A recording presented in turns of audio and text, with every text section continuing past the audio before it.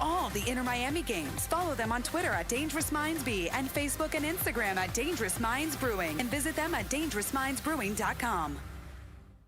Hey, it's Big O for EJD Construction, your custom home builder, additions and home remodeling. Our lives have changed. We're making our homes more of an oasis. Call the right place. Call the right people. Eric at EJD Construction for over 16 years. A-rated member of Angie's List in the Better Business Bureau. 305-433-4843. That's 305-433-4843 for EJDconstruction.com. OnsideRadio.com knows gamers need a home. Can you dig it? That's why for the next 60 seconds, Can you count, suckers? here's your Onside Radio E-Report with Michael Christian. FaZe Clan, working hard not to be outdone by 100 Thieves in their recent momentum, has just announced its newest member. Arizona Cardinals quarterback Kyler Murray joins FaZe Clan as its latest member and also its latest investor. The 23-year-old quarterback says he's been playing video games since he was about 5 years old and has been a fan of FaZe Clan since about middle school. Kyler Murray says, "This is probably one of the things that I've done as far as my career that I'm most excited about, being a part of FaZe Clan, tapping into the gaming world." Kyler Murray has long been gaming and has actually played with FaZe members before, including Nick Merckx. This is a way for him to branch out and is not the first athlete to join FaZe Clan. He joins Ben Simmons, LeBron James Jr., and many other athletes who have been a part of the organization. Stay in touch in the world of gaming with the Onside Radio E-Report. Wake up and good morning. Welcome to Toasted Sports. What day of the week is? What does it feel like? Tuesday. Well, it's Tuesday. Who are these people? They are hilarious. You are hilarious. They're seriously so funny. You'd best put seatbelts on your ears, because I'm going to take them for the ride of their lives. It's where fun meets awesome. You are going to love this. Welcome to the show. It's showtime. Here's Toast.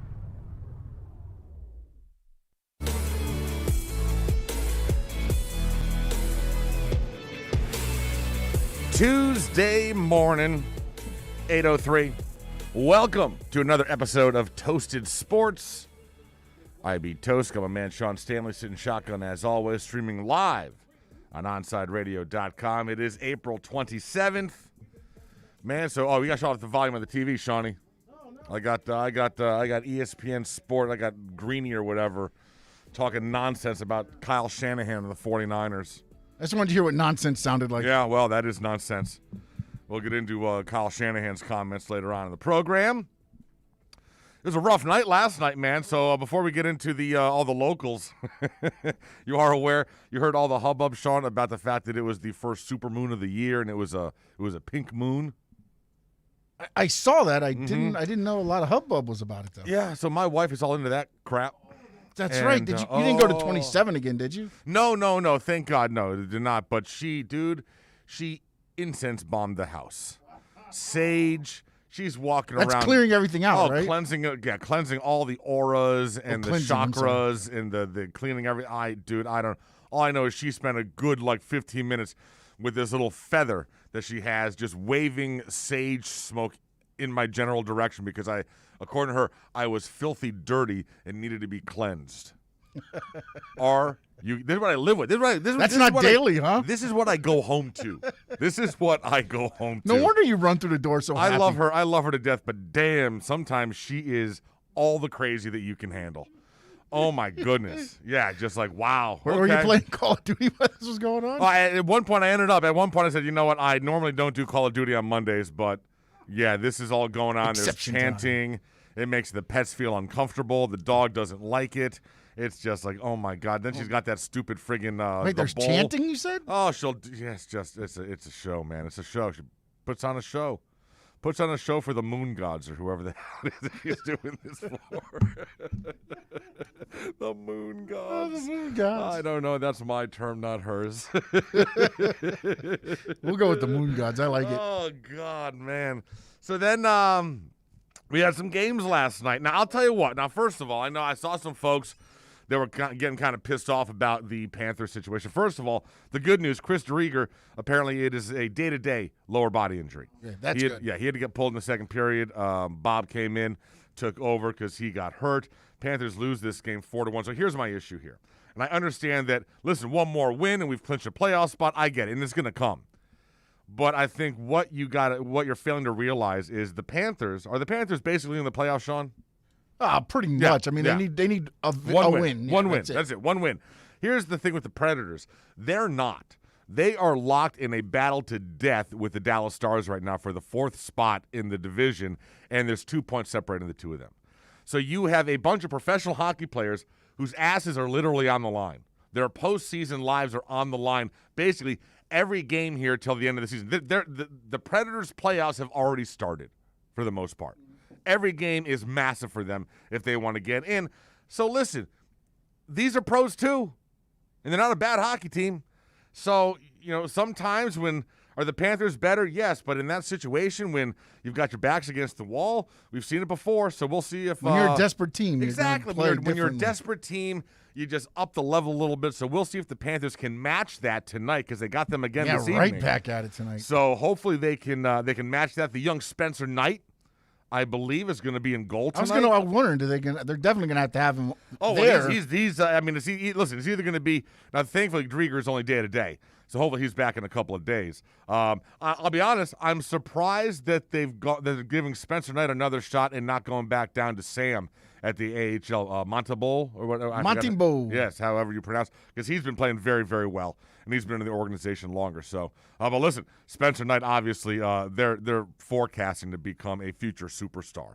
So that would he looked suck. like it. Yeah, that wouldn't suck. No, man. it would It not. would not suck in any way. We got 3 great goalies, right? Yes, we do. We're pipeline. so fortunate. So fortunate.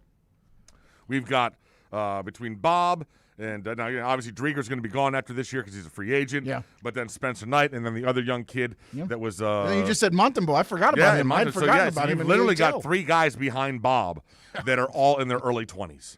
And actually, one of them, I think the young kid, the Canada kid, is even younger than that. I think he might be like 19.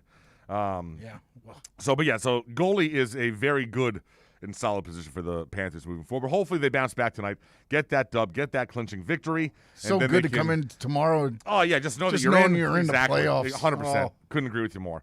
And I talked about the Panthers because that was, I understood that loss. I can take that loss. It's not going to make me depress that loss.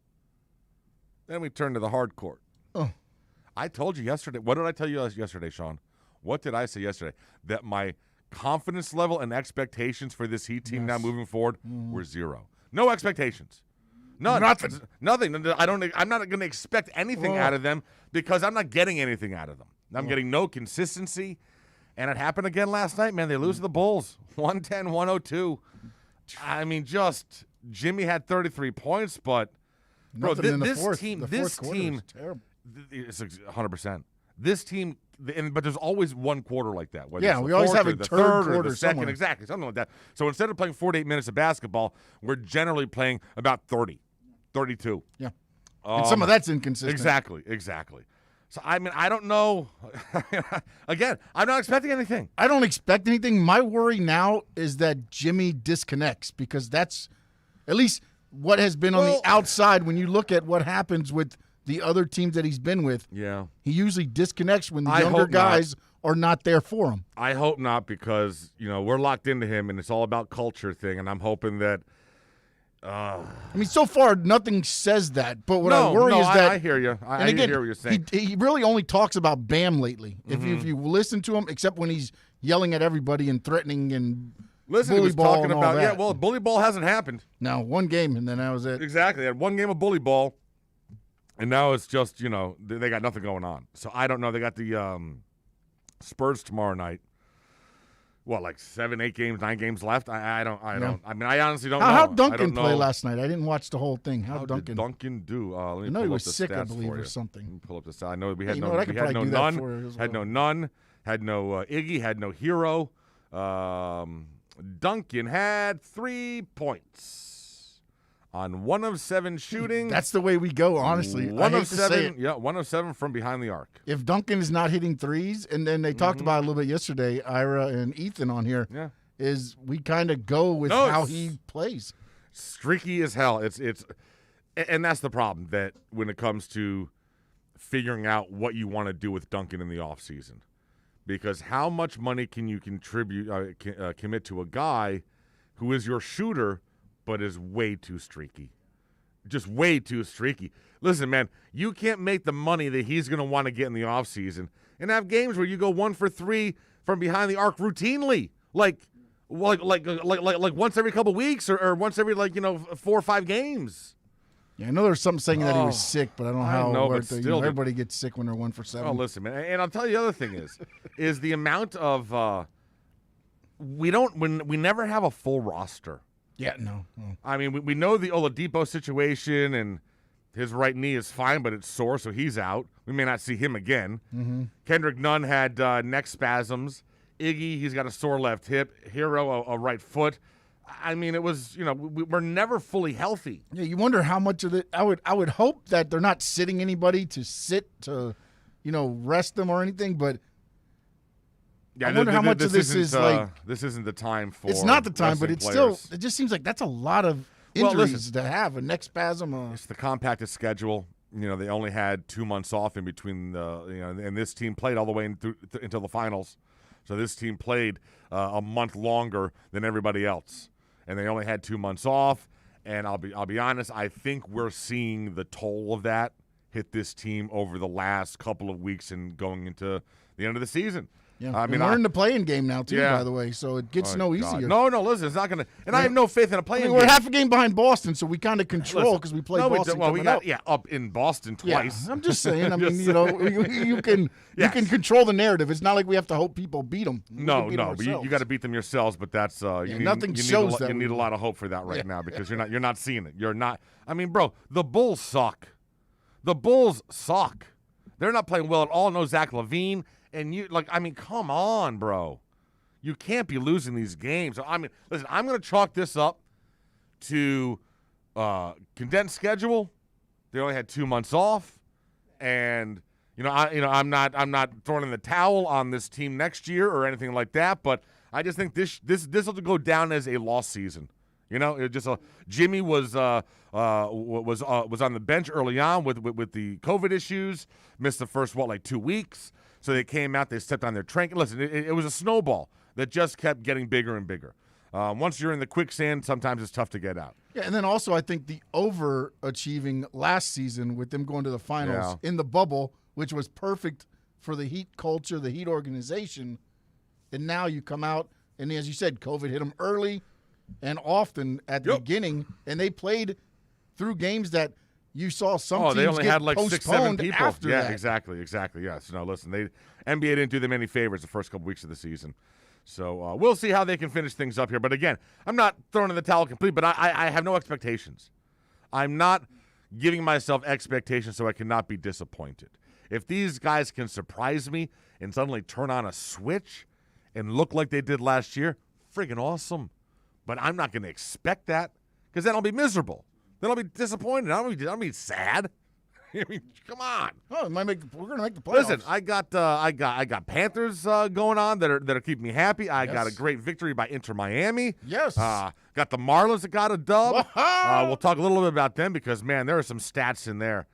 Part of me believes, and we'll actually talk about this coming up next. Part of me believes that maybe Derek and the Brain Trust over there might need to make a move and find a bat this year. And not wait until next year. Maybe you go try to find at least a decent bat this year. Not some crazy. I'm not talking about getting some crazy guy in an expiring contract that's going to cost you $20 million a season. No. But a decent young bat that you can get that's under financial control, that you can give up a little bit of your minor league pitching for.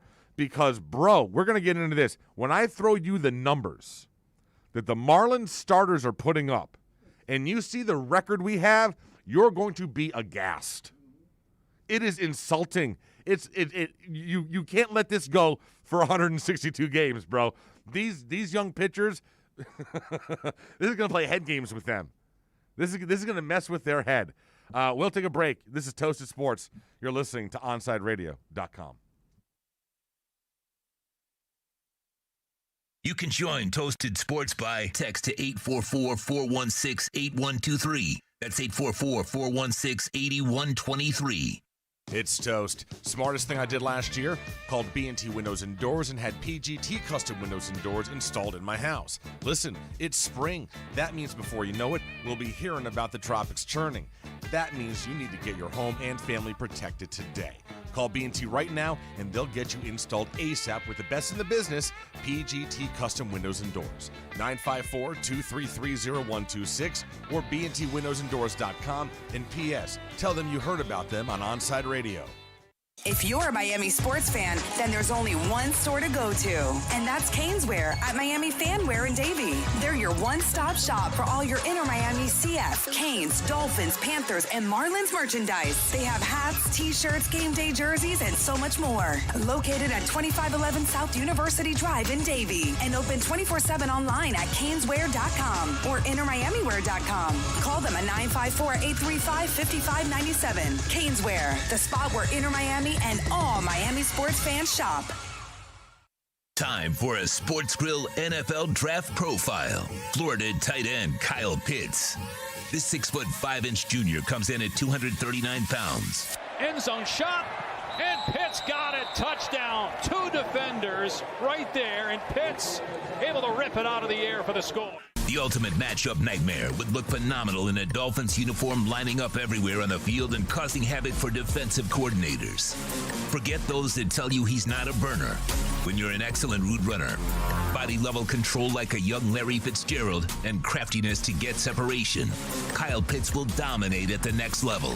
Teams that could select him: Atlanta at number 4 or the Miami Dolphins at number 6. Join OnsideRadio.com for NFL Draft Week at Sports Grill in Miami, 11481 Southwest 40th Street, Bird Road. For a two-night event starting on Thursday, April 29th at 7:30 p.m. and Friday, day 2 at 6:30 p.m. Listen to the live broadcast exclusively at OnsideRadio.com or join Big O and Alex Dono for the best Miami Dolphins draft coverage on your home for real sports talk. OnsideRadio.com. There's no need to drive around South Florida wasting valuable time looking for a new or certified pre-owned Acura. Go to the #1 volume sales dealership in the Southeast United States. Craig Zinn's Acura of Pembroke Pines. Purchase with pace and space in a dealership tailored to your needs. From home buying to providing that personal touch. Contact the 2020 Satisfaction Award winner Craig Zinn's Acura of Pembroke Pines. 888-776-5123. That's 888-776-5123. Or visit them at 15601 Pines Boulevard in Pembroke Pines. Inter Miami fans, time to find out more about your favorite soccer team with OnsideRadio.com's IMCF Football Focus. Here's Austin Robillard. Ever since joining the league, whether it was good or bad, Inter Miami seemed to always be rewriting the history books. In the last match against the Union, both Higuain brothers scored, and they became the first pair of brothers ever to score in the same team in an MLS game. Federico got his first ever goal contribution with Miami with an assist to his brother Gonzalo, then capped off the 2-1 victory with a header in the 83rd minute. His brother Gonzalo doubled his goal tally from last season in just 2 games. Let's hope our number 9 and his brother can keep up the good goal scoring pace. Keep up with the latest on La Rosa Negra by subscribing on most platforms. Search Onside Radio.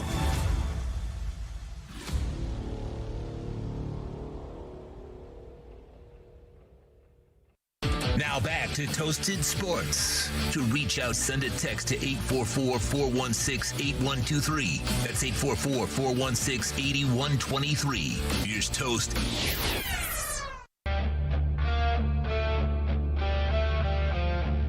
$8:20.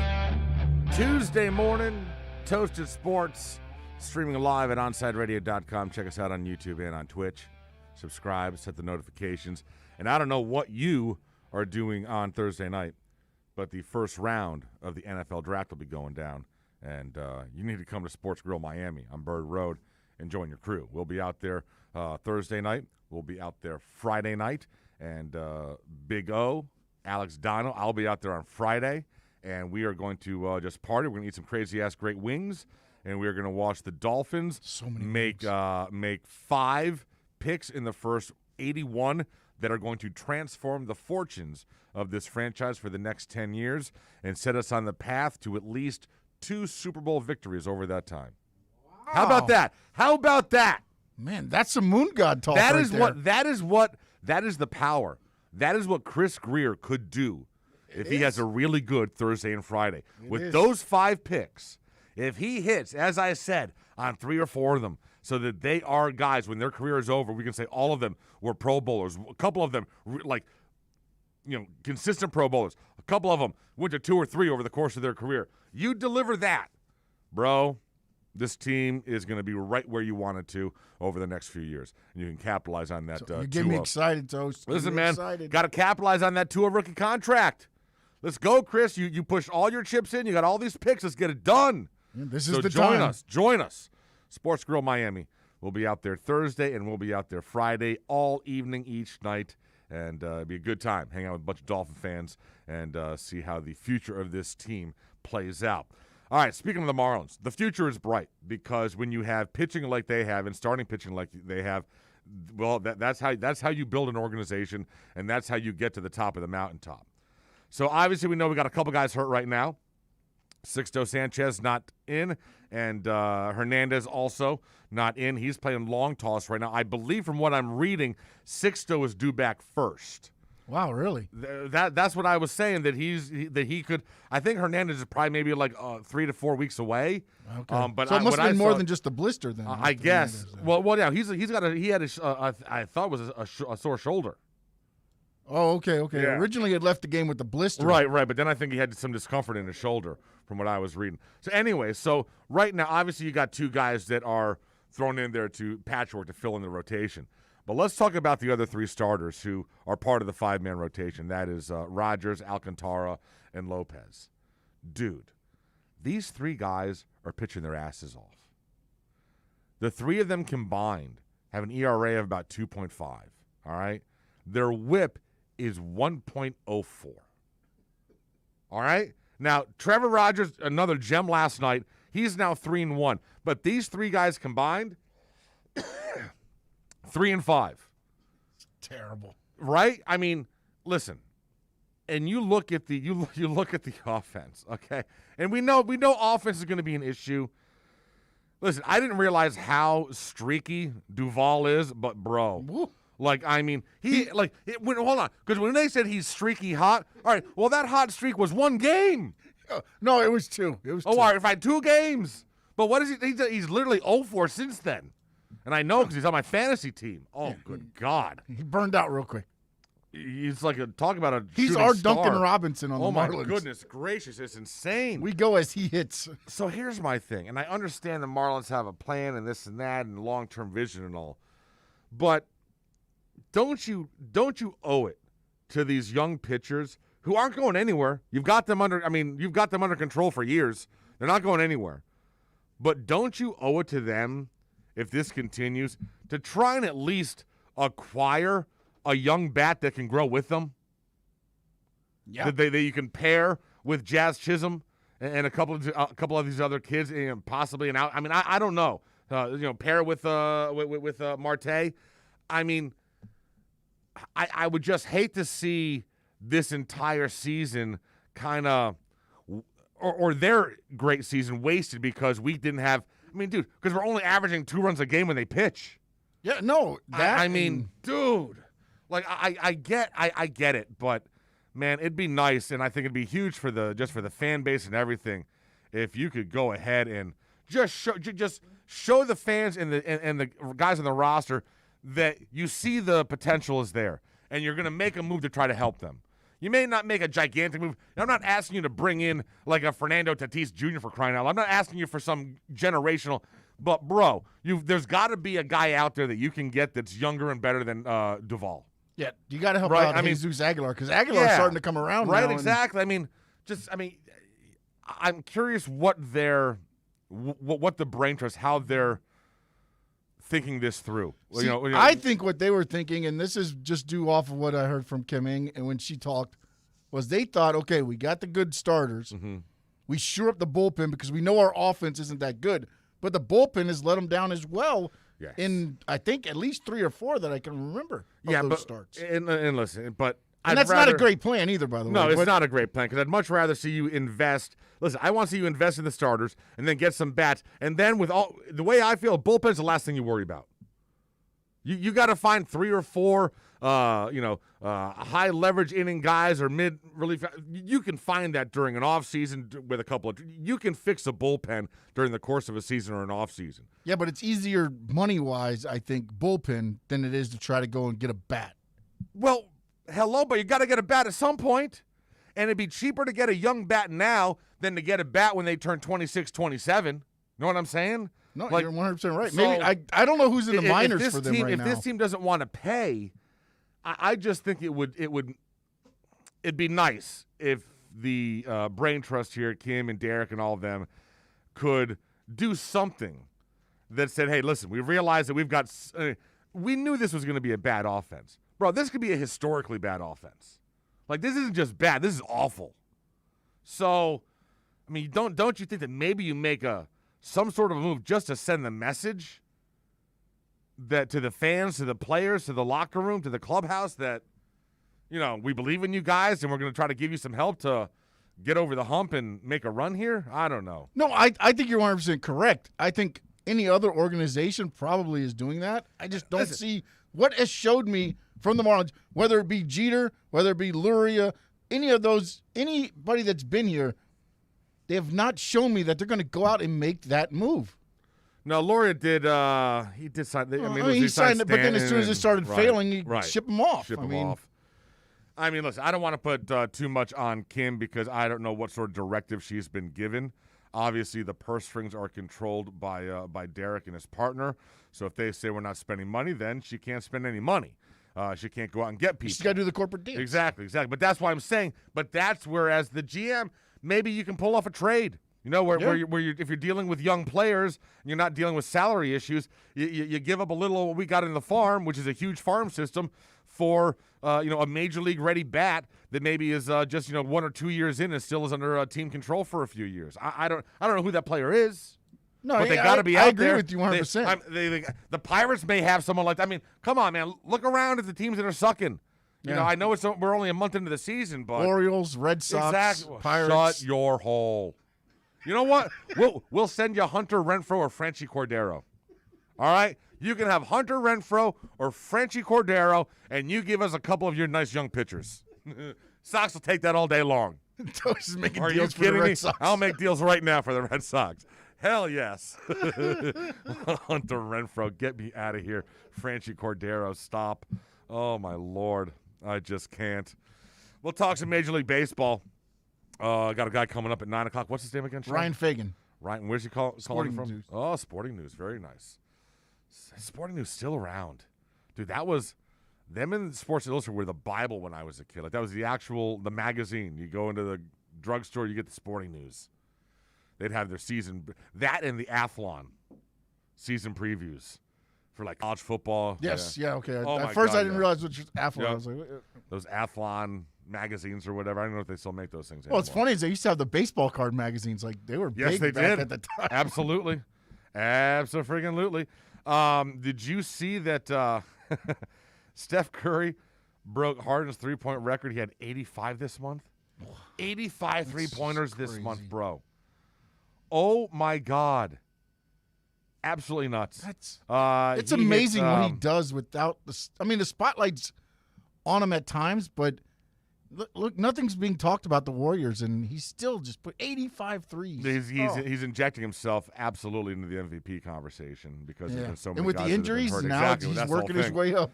With the injuries and everything like that. But he had 7 more on Sunday, so that brought his total in April to 85.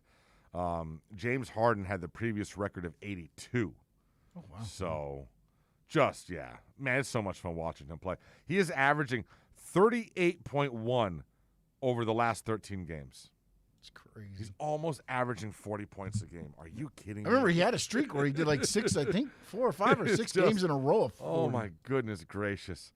Oh, God. All right. Dude, we got to talk about this Baker Mayfield thing. Oh, what Baker do now? Bro, quote, this is a quote. These are never from good. Baker Mayfield. I'm a firm believer in UFOs and Sasquatch. We'll talk about that coming up next. This is Toasted Sports on OnSideRadio.com. Onside Radio, the only choice for the South Florida sports fan. When you need your warehouse looking good while staying efficient, there's only one place to find the finest racks in the business. Pallet Rack City in Hialeah. 305-424-8547. That's 305-424-8547. Pallet Rack City is the company you need when you want your warehouse sporting the finest racks in the business. After all, who doesn't love a great rack? Pallet Rack City. 305-424-8547. That's 305-424-8547. When you want a perfectly straight smile without braces, you can count on MoodiasDental.com. A stunning smile is within reach. Learn more about Invisalign. Find out why so many trust the Moodias family. Dr. Moodias is an inventor and has several patents on innovative surgical instruments that are used around the world. Experience a family environment and trust on a worldwide level. From implants to crowns to a beautiful Invisalign smile. Call 305-821-0231. That's 305-821-0231. Or go to the website at MoodiasDental.com. Hi, it's Olivia Munn with my shelter pets, Frankie and Chance. Say hi, guys. When I adopted them, I discovered that they both have incredible personalities. Chance's sole purpose in life is to love and to be loved. Frankie is a little bit of a scoundrel and always entertaining. They're a little bit of a lot of things, but they're all pure love. Adopt pure love at theshelterpetproject.org. Brought to you by the Ad Council, the Humane Society of the United States, and Maddie's Fund.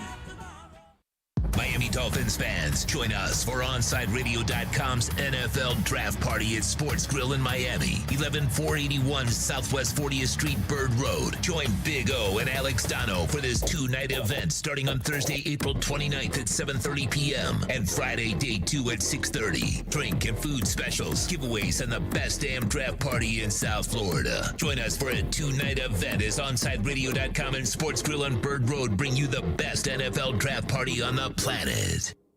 Riddle me this. With all this sizzling meat and crunchy veggies nestled between toasty flatbread, who should get credit for Papa John's new papadilla? The person who invented pizza or the person who invented folding? Well, whoever it is, a tip of the tongue hat to you, sir or madam. Get a new papadilla, 4 flavors, just $6 each.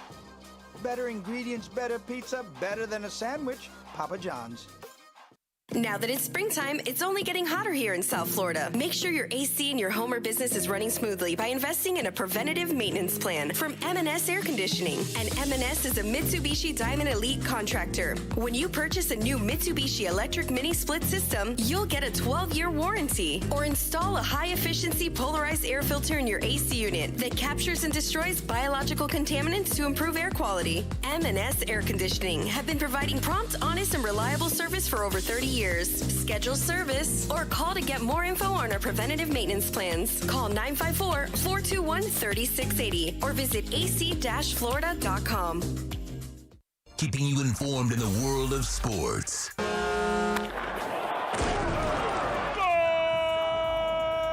With an OnSideRadio.com sports update. The Miami Heat lose to the Chicago Bulls 110-102 last night. Jimmy Butler 33, Bam added 23. The Heat are the 7th seed, a half game behind Boston for the final guaranteed playoff spot. The Spurs are in town tomorrow night. Tip-off, 8 o'clock. The Florida Panthers, they failed to clinch their playoff berth last night, losing to the Predators 4-1. Sam Bennett scored for the Panthers. Once again, Chris Drieger left the game in the second period with a lower body injury. Listed as day-to-day. The Cats back on the ice tonight against the Predators. Once again, puck drops at 8. And what we just finished talking about here on Toasted Sports, the Miami Marlins, they beat the Milwaukee Brewers 8-0 last night. Trevor Rogers went 6 innings, no earned runs, 7 Ks. Game 2 tonight. Daniel Castano and Adrian Hauser, the pitching matchup, first pitch 7:40. And Liverpool announced a pre-tax loss of 46 million euros. That's $64 million for the year that ended last May with COVID-19 crisis hitting clubs hard in the final quarter. You are listening to South Florida's only local sports talk station, OnSideRadio.com.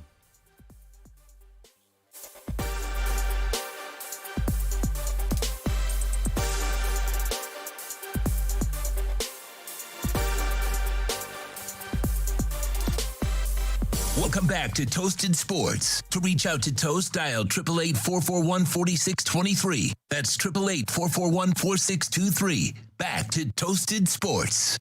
8:36. Tuesday morning. Toasted Sports coming to you from these studios at OnsideRadio.com, located high above the pitch at Drive Pink Stadium in Fort Lauderdale. All right, Sean. Baker friggin' Mayfield. So earlier in the week, he was very fortunate. The Browns went ahead and picked up that fifth-year option, which was obviously predictable. He's been playing damn well for them. Possibly the favorites to come out of the AFC North this year. And we also know that obviously he had a situation earlier in the year where he and his, was it wife or fiance, were driving home, and what they claim was a UFO that they saw. And they talked about that. So last month, the quote was, we were driving home from dinner and just driving back home and had the music going. It was one of those things. Emily was looking down at her phone in the passenger seat. It was nighttime. So when you're looking at your phone screen, everything is dark around you and you can only see that light. But it was bright enough to where it caught her attention too. We kind of just looked at each other. Did you just see that? Yeah. Other people in that area confirmed it too. And then it was all happy that the Navy has come out with that with the video footage of the UFOs, the unidentified flying objects, that they don't know what they are, and all that stuff. But now he's also claiming that I'm a firm believer in UFOs and Sasquatch. Yes, he believes that Sasquatch exists. Now listen, I believe that UFOs, that there's life out there. I believe there's life out there in the universe. Whether they have the ability to fly over here and visit us, or whether they're just like, four-legged creatures or whatever, like insects or whatever, I have no idea. But I do believe there's life somewhere out there. As for the Sasquatch thing, you really believe there's a giant bear running around? Like that's like a human? Like Harry and the Hendersons? I was going to say, he must have watched Harry and the Hendersons this weekend. Harry and the Hendersons. That's what, when someone says Sasquatch, that's what I envision. Either Harry and the Hendersons or the Jack Link's beef jerky guy. Yes. Mm-hmm. But, really? This is what I'm amazed. Like, how do you think, it was like with the Loch Ness Monster. How do you think there could be rumors of all this and no one would ever find out for sure? With the amount of hunting that goes on in this world, no one's been able to hunt down that Sasquatch yet and, knock his ass off and post photos of the dead 20-foot Sasquatch monster that you caught. Or the fact that nobody's come upon one Exactly. at all. Exactly. Like there How long comes do a they point, live? Is there right? Yeah. I mean, do they live beneath the surface? Like, is there a whole village of Sasquatch that live far beneath the Earth's crust, and you can only get there through like a tunnel? Like, I don't know. Man. Right? Like Hollow Earth action going on, like King Kong. Hey, boy, I got that from King Kong. I got that from King Kong. Oh boy. Right? King Kong Godzilla. That's what that whole friggin' movie was about. So yeah, man, bro, like, does this all right, so let me ask you this. Would it affect your confidence if Tua came out today and said he believes in the Easter Bunny? I'd have to question some decision-making You know what I'm skills. saying? Like, I mean, if he came out today and told you, and I don't know, I don't want to see, I don't know if you have kids listening or whatever, but, I mean, if you do go down that road. The Loch Ness Monster. Sure. Tells you that there's a Loch Ness Monster. Here you go. In the Everglades. What if Tua tells me that he believes the moon is made out of cheese? Oh. Swiss cheese. Oh, okay. And that there's a single man that lives up there. A man on the moon. A man among the cheese. What would your thoughts be if that was coming out of your quarterback's mouth? I'd be looking to trade back up to get Justin Fields. Or I'm just saying. I understand this is all, and we're all having good fun with this, and he's had some good fun with this as well. But, bro, at some point, I'm just saying, like, Sasquatch, really? I get the UFO thing. We've seen unidentified. I don't think anyone can dispute that we have video evidence of unidentified flying objects. We don't know what the hell they are. They're not airplanes. We don't know what the hell they are. They move way too fast, this and that. They zigzag, all sorts of crazy-ass stuff. Fine. I get that. But Sasquatch? Yeah. That's really, bro? Be. The dude from the Jack Link's beef jerky commercial, you believe he's really out there running around? Seriously? Especially no evidence. The only evidence That's they the found thing. has been debunked. At Most least- of the evidence they found has been You debunked. can't find me any like Sasquatch turd in the out in the forest somewhere, like some fossilized big old nugget. You know he's laid up against a tree and scratched the Right? back. There's I got to mean, be some come fur on. somewhere. And what does he not? Does he not mate? Is there a female? Is there a female Sasquatch in a Sasquatch family? Is he the only one and he lives for like 1,000 years? And there's no one like he's the last of his line. And there's I mean, come on. These are great questions. And here's another question for you: Why, Sean? We're investigative reporting right now. Why has there not been like a Sasquatch movie, right? Or like Harry Henderson's. Well, no, but why has someone not come up with a Sasquatch like themed movie series? You know what I'm saying? Hunters either hunting the Sasquatch or I'm surprised. Maybe Baker can finance something like that. He's got the money now. The fifth-year option was picked up. But if he wants to waste that type of money, we can make a show. Sure. Me and you, we can just throw the money to us. We'll do it. Listen, I just think it's Can you imagine me and you hunting in the Everglades for the Sasquatch? I don't think this. Listen, bro. There's no way a Sasquatch is living in the Everglades. It's far too hot. He's got fur on him. No way. I envision him as like something up in Canada. The Great White North. I don't see Sasquatch in a hot, humid climate. I believe he'd really stink. Be bad body odor. You don't want a sweating Sasquatch. I think Sasquatch is in the colder areas. That's why you got. Really? Listen, so he's like a Chewbacca. Yeah, but then I guess the question would be, why wouldn't he have so much? He would have to have a lot of fur. Well, I think they do have a lot of fur, don't they? So he's like a they got some walking fur. grizzly I bear. mean, look, the pictures that I've seen, Here we go. They didn't Here we necessarily go. look like they were wearing a fur coat. Well, Lord knows the pictures you saw were all real. I mean, Yeah, just they were going all off real. that. Yeah. Listen, Harry didn't have a lot of hair on him. Harry and Henderson's hair. Yes, he did. No. Yes, there was tons of hair on him. And the Jacqueline's guys got tons of hair. But not enough to be living in the Great North. Oh, I think so. Yeah, no. No.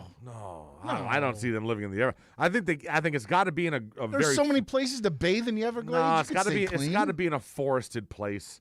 It's got to be with like trees. I think like the redwood forest. You don't think something there's like any that. trees in the Everglades?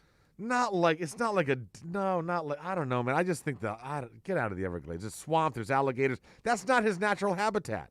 There's no way Sasquatch. What is a Sasquatch's natural habitat? I think it's more like a mountainous forest. Like the Smoky Mountains or something, or the Rockies. Oh, I can't believe you're battling about a Sasquatch. Yeah. I think that's where a Sasquatch is going to live. Now, You got him in the Smoky Mountains. Sasquatch is not living in the Everglades. Hell no. No way. He's up there high on the bluff just overlooking at what Yes. everybody's doing. He's up there. Yeah, he's up there looking over a vista. Snapping on some beef jerky. Absolutely. Waiting for some car to break down where he can go down there and then screw around with them. Yeah. Maybe that's what it is. They always say the bears go in where the campers are. It's not the bears. Sasquatch. It's the Sasquatch. It's the Sasquatch, bro. It is the Sasquatch. The Sasquatch is very, very real. Just ask Baker Mayfield. You know what? Baker's talked me into this. I ain't telling you. I think they're there. I don't. I'm all with him on the UFOs. I believe there's little green men out there somewhere. But Sasquatch roaming the earth, I'm not buying in Sasquatch. That's where you're drawing the line. I'm not buying Loch Ness Monster. What other mythical creatures do the folks say live somewhere on the planet? Like I have no idea. But none of them. No, none of them. I don't believe that there's a whole civilization of below Earth dwellers, like mole people. Yeah, I don't believe in that either. All right, we will take a break. 9 o'clock, going to talk some Major League Baseball with our guy from the Sporting News. 9:20. 9:20. Okay, there you go. So we'll do that at 9:20. And talk about, we got 9 o'clock, we got Tier Tuesday. Tier 2, you know what? We may start Tier Tuesday early and start that coming up next. This is Toasted Sports on OnSideRadio.com. You're listening to Toasted Sports. Take OnSideRadio.com, your home for sports talk everywhere with the Radio.net app. Find the app at OnSideRadio.com, South Florida's home for real sports talk. It's Toast. When South Floridians need hurricane windows, there's only one crew to call. Brett and Tom at B&T Windows and Doors. They came to the crib last year, installed PGT windows and doors, and now I'm set. No more plywood, no more knuckle-busting wing nuts. PGT windows and doors will keep me and my family safe the next time a named storm comes rolling on through. Call B&T today, 954-233-0126, or bntwindowsanddoors.com. And P.S., do me a favor, tell them you heard about them on OnSideRadio.com. When you're tired of watching the sun damage your furniture or raise your electric bill, it's time to do what we did here at OnSideRadio.com studio. Call A Shade Above Window Fashions in Davie and Sunrise. A Shade Above Window Fashions has a great selection of blackout shades to choose from. We can almost create a complete blackout for your bedroom or media room. Call them at 954-434-4774. That's 954-434-4774. Love the space you live in. A Shade Above Window Fashion. Hey, it's Big O for EJD Construction, your custom home builder, additions and home remodeling. Our lives have changed. We're making our homes more of an oasis. Call the right place. Call the right people. Eric at EJD Construction for over 16 years. A-rated member of Angie's List in the Better Business Bureau. 305-433-4843. That's 305-433-4843 for EJDconstruction.com. Download the radio.net app so you can listen to OnSideRadio.com everywhere you go. Big O for M&S Air Conditioning. You know, air quality in your home and business is more important than ever. That's why you've got to call M&S Air Conditioning and let them install a high-efficiency polarized air filter in your AC unit. Folks, it attracts, captures, and destroys biological contaminants to improve your air quality. With stellar customer service, answering your call from 7:30 a.m. till 9 o'clock p.m. For more info on high-efficiency air filters and their preventative maintenance plans, visit M&S Air Conditioning at ac-florida.com. Inter Miami CF fans, join us at our new home this season for all away games as we broadcast live at Dangerous Minds Brewing Company, 1901 North Federal Highway in Pompano Beach. Join Big O and Alex Dono for the live pregame, halftime, and postgame shows while we watch the games. Enjoy meticulously brewed beer on site, delicious artisanal pizzas, live music, and giveaways. So, the new home for all Inter Miami road games is at Dangerous Minds Brewing Company at the Pompano City Mall, where they'll feature all the Inter Miami games. Follow them on Twitter at Dangerous Minds B and Facebook and Instagram at Dangerous Minds Brewing, and visit them at dangerousmindsbrewing.com. At OnSideRadio.com, we chirp all day and night. It's time to do some more chirping with David Dwork at our Chirping the Cats report. Monday night did not go well for the Florida Panthers, who dropped a 4-1 contest to the streaking Nashville Predators. Goaltender Chris Streeter became the latest Panthers player to suffer an injury, leaving the game during a stoppage in the second period with what the team is calling a lower body injury. He's considered day-to-day. As for the game, the Cats struck first on another goal by newcomer Sam Bennett, who now has 4 goals and 7 points over his first 6 games with the Panthers. It wasn't nearly enough, though, as Nashville got goals from 4 different players, and netminder UC Saros stood tall in goal, stopping 39 Florida shots. The win kept the Preds in sole possession of the 4th and final playoff spot in the Central Division, while Florida will have to wait at least another day until they can clinch a spot in the postseason. Fortunately for the Panthers, they'll get another opportunity in short order. Nashville and Florida will wrap up their season series tonight at Bridgestone Arena, and the Panthers can punch their playoff ticket with a win of any kind. Keep up with the latest on the Florida Panthers by subscribing on most platforms by searching Onside Radio, your home for South Florida sports. Let's get back to Toasted Sports. You can send a text at 844-416-8123. That's 844-416-8123. Here's Toast.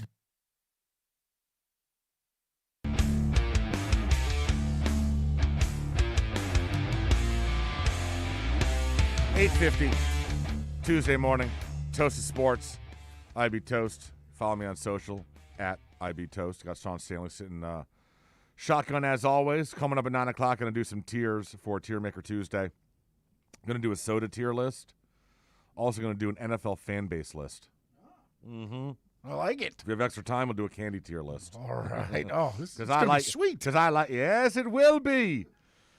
All right, so right now, every single day here on OnSideRadio.com, we do the roundtable question of the day. We will pose a question. all of us on the staff will go ahead and answer during our shows, and then we will take all those answers, compile them together, and put them out as their own podcast that you can subscribe to every single day. Today's roundtable question: if the Miami Dolphins end up with either Jalen Waddle or Devonta Smith at number 6, is it a failure in your eyes because Pitts or Chase didn't fall that far? Yes, for me. Listen, you had the number 3 pick, and it is now. I guess this also comes down to we don't know what their draft board is, but everybody else's draft board. All right, everyone else. The Dolphins may have Devonta Smith and Jalen Waddle higher than Kyle Pitts and Jamar Chase. They're the only ones that do that I've seen. Every other talking head, they've all got Kyle Pitts as like the number 2 overall player behind Trevor Lawrence, or right up there. And Jamar Chase is right behind him. And then about 3 or 4 spots behind them, you've got Devonta Smith and you got Jalen Waddle. So you were at number 3.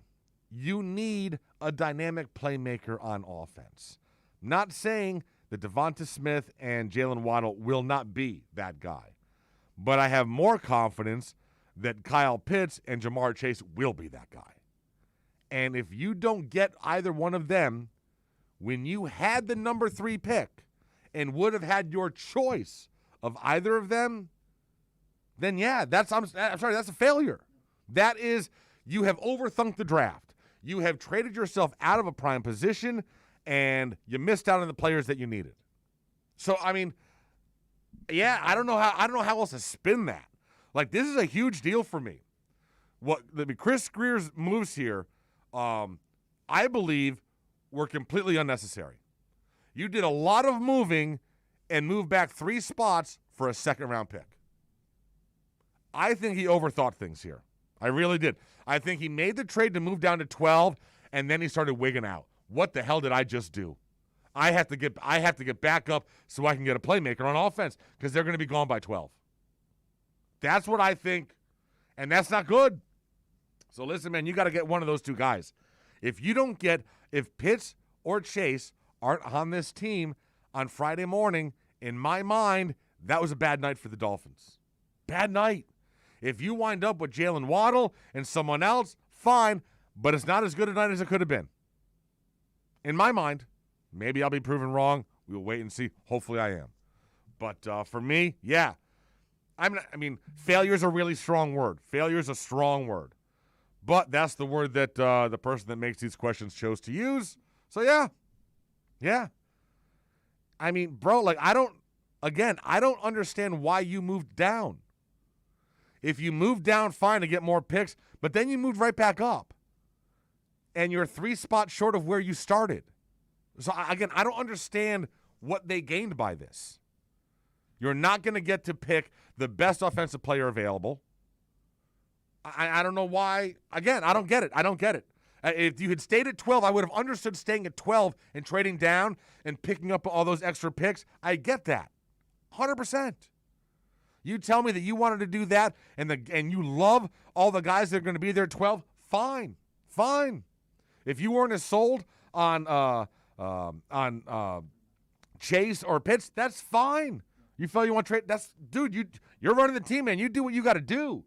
But to trade down and then all of a sudden seem like you're panicking and then trade back up. Then why did you leave in the first place? For a second-round pick? So you're telling me you felt it was worth jeopardizing getting Kyle Pitts or Jamar Chase so that you could get an extra second-round pick. You prioritize another second-round pick over getting one of those 2 guys, is what you're not telling us. That's what these moves made. You prioritize a second-round pick over those 2 guys.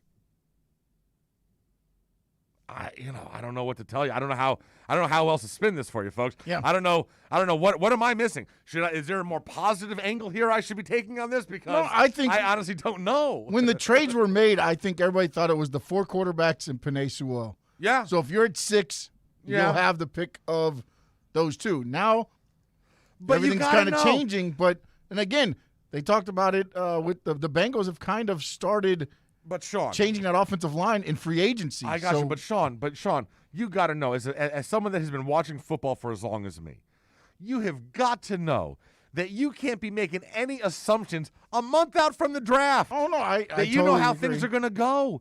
Because, bro, people, as the draft gets closer, folks all of a sudden start changing their minds. It's the lying season for a reason. Exactly. So, I mean, if you're sitting there and you're telling me that you were convinced that at 6 you would get your pick of Pitts or Chase because you would have the 4 quarterbacks and Penei Sewell go, well, I'll tell you what, you better hope that's the way it happens.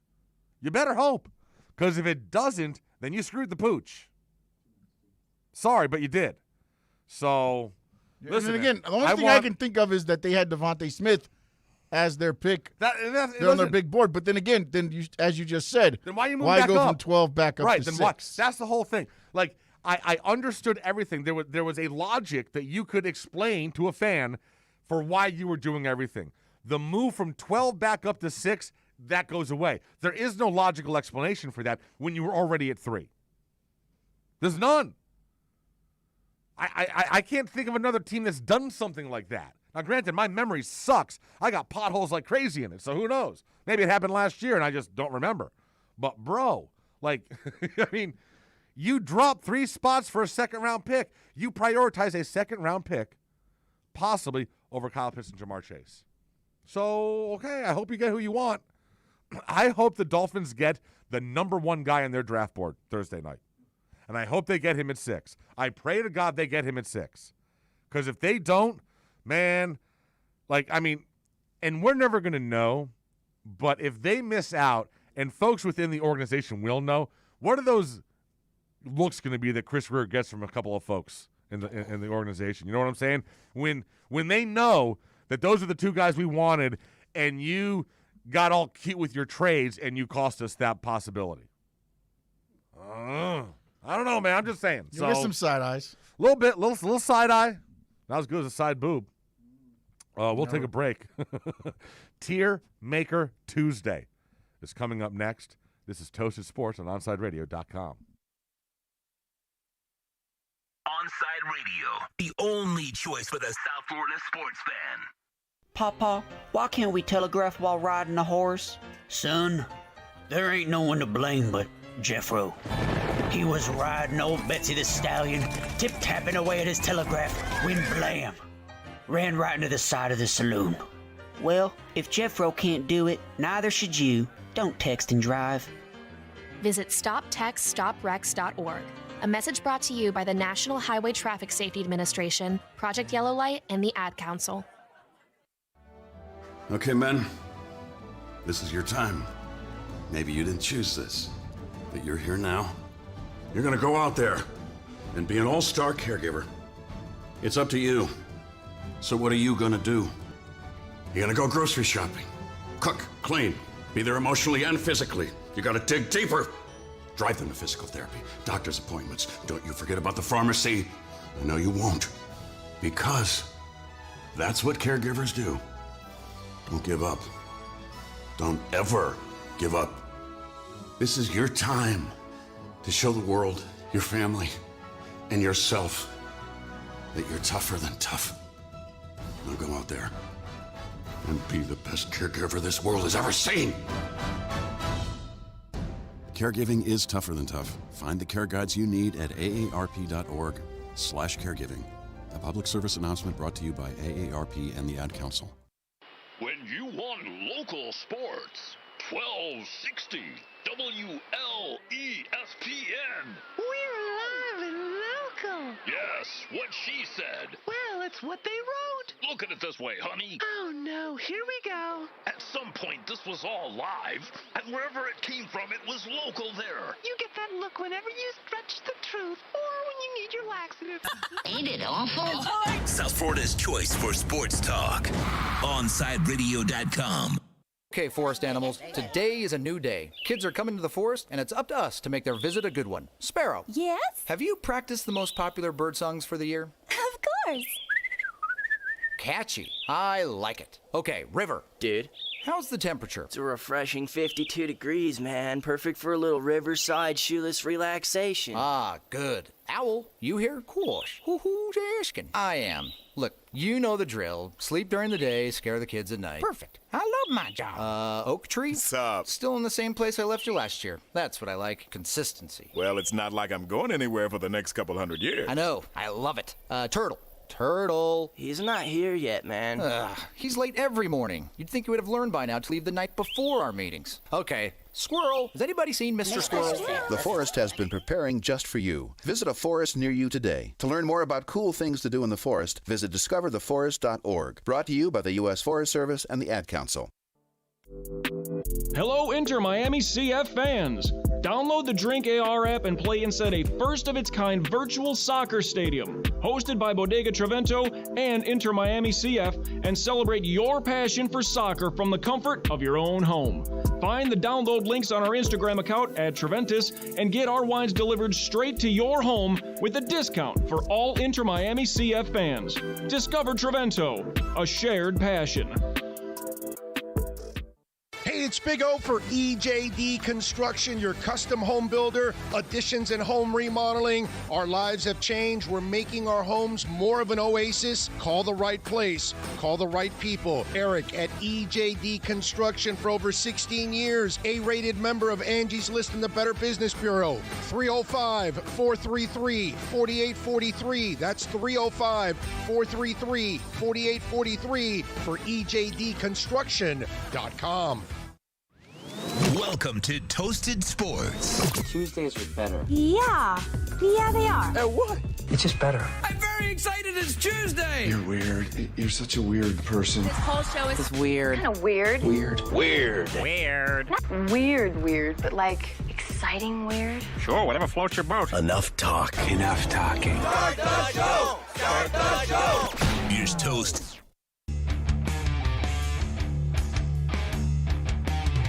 9:03, second hour of Toasted Sports, available as a podcast and streaming live on OnSideRadio.com.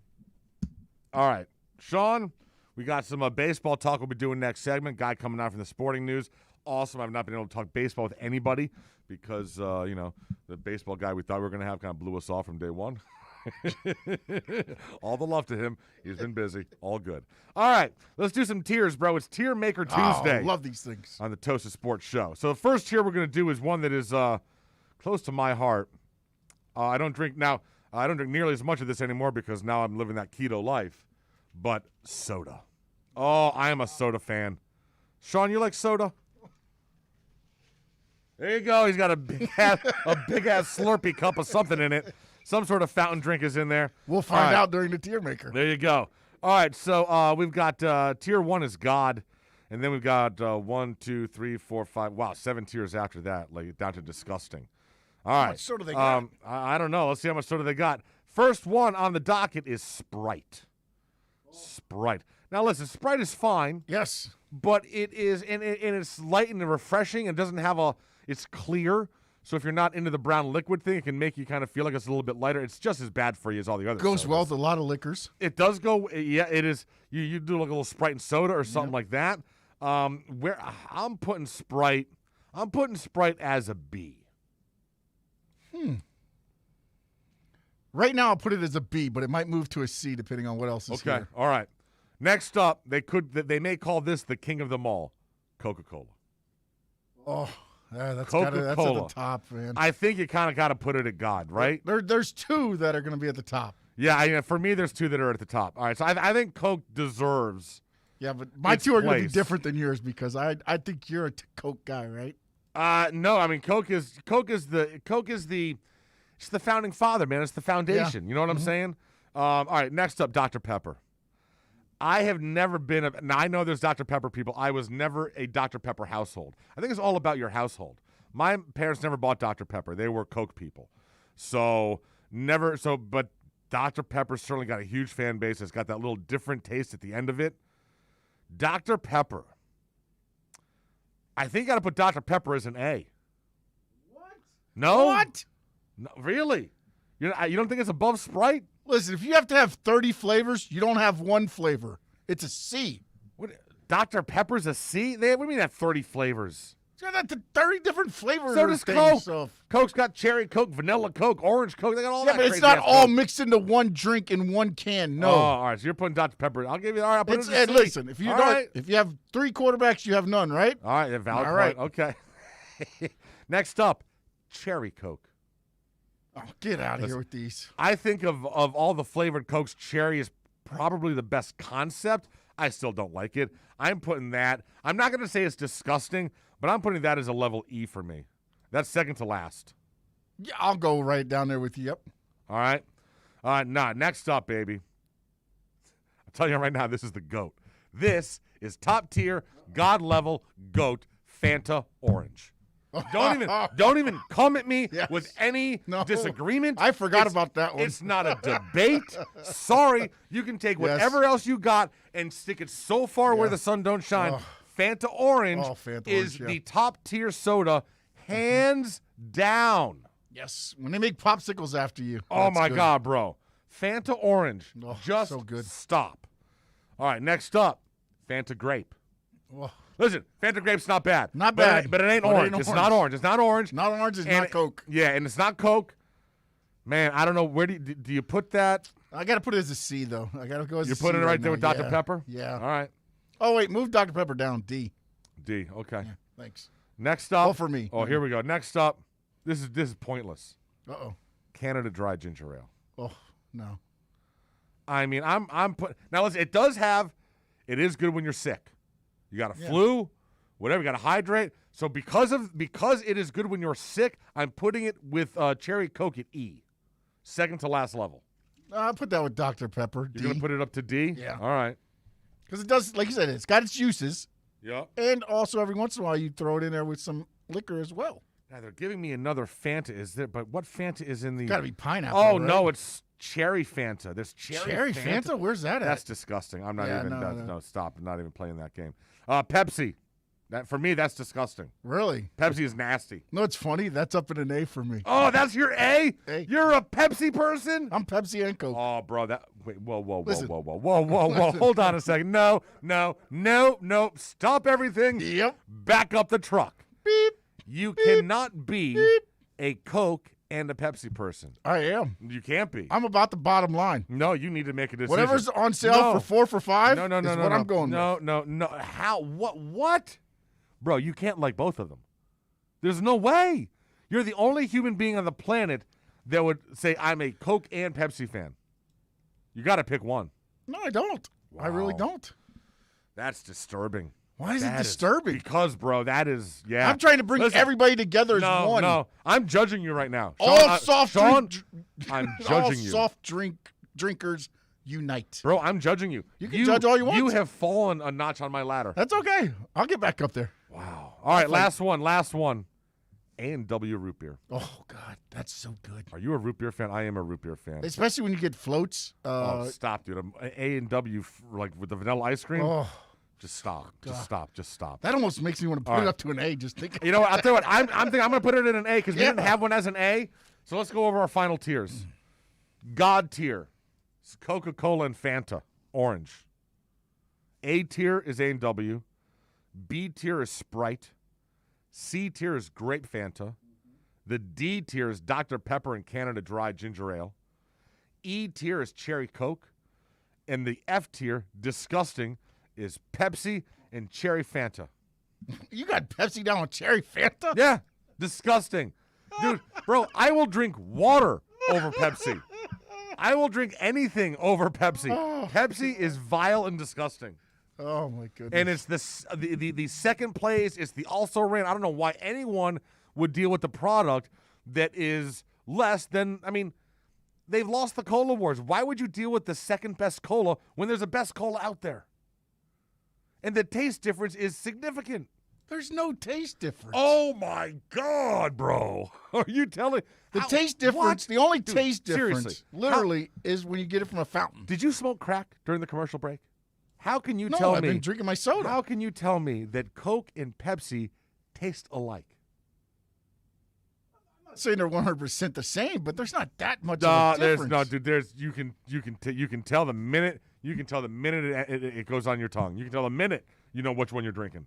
You're not drinking the real sugar stuff. That's why. Dude, I tell you what. Listen. All right, you want to talk about the real sugar stuff?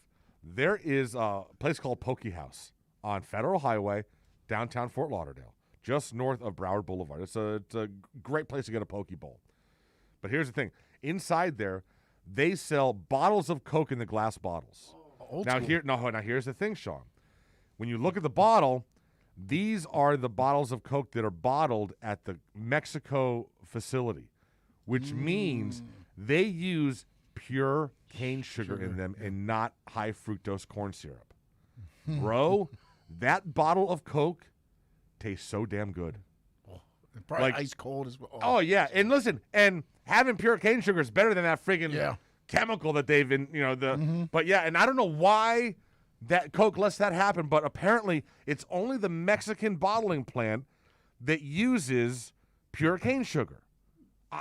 Someone told me that, and I have no idea why. They were like, bro, if you ever see bottles of Coke, the glass bottles, they're the only bottling one that does the glass bottles, like, in mass.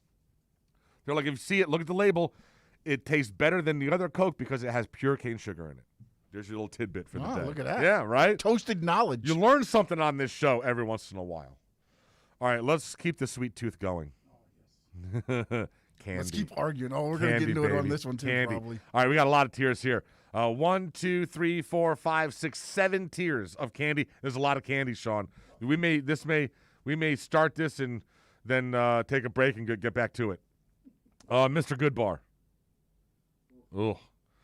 Yeah, I mean, listen, I'm not ever going to eat a Mr. Goodbar. I think I may have one like once or twice in my life. I won't say it's the worst, but I'm going to put it as second to worst. Yeah, I think I'd go that. The only time I ever got them was when trick-or-treating. And they give you the little mini ones. Right, yes, the mini ones. All right, 100 grand bar. I like a 100 grand bar. Got some caramel in there and stuff. But you don't. It's not a mainstream candy bar. No, it wouldn't be one that I'd have to run to the store for. I'll put that though as a C because I like the fact that it's got caramel and crunch in it, and I'm a caramel sort of a guy. Yeah, you got caramel and crunch. You're good. All right, here's one: Laffy Taffy. Oh, that's a rough one, man. Especially if you have like braces or something. Yeah. I used to remember because I loved it when I was a kid, but I kind of outgrew it. Right, but exactly. I loved it very much. I used to use that when I played baseball. That and Big League Chew. Okay, yeah, Big League Chew, absolutely. Big League Chew, yep. That's what I would put in between I would innings. use Big League Chew and Red Man. I'd take my ball of Red Man and I'd wrap Big League Chew around it. And I'd just suck that thing off in my, that didn't sound right. Suck it off in my cheek. Oh, boy. I'm going to put Laffy Taffy at the same, I'm going to put it at level D. Better than Mr. Goodbar, but Yeah, I think right now it's a D. If I was kid me, it's a B, but yeah. Hershey's Kisses. Iconic. Yes. Iconic, but rather pointless from a candy standpoint. They're just a little chocolate thing. But, man, but they are iconic. It's little kisses of sugar. Oh, they are little kisses of sugar. Where are you throwing that one? That's an A or a B. All right, I'll go with the B on that one. I'll go with the B on that one. Snow Caps.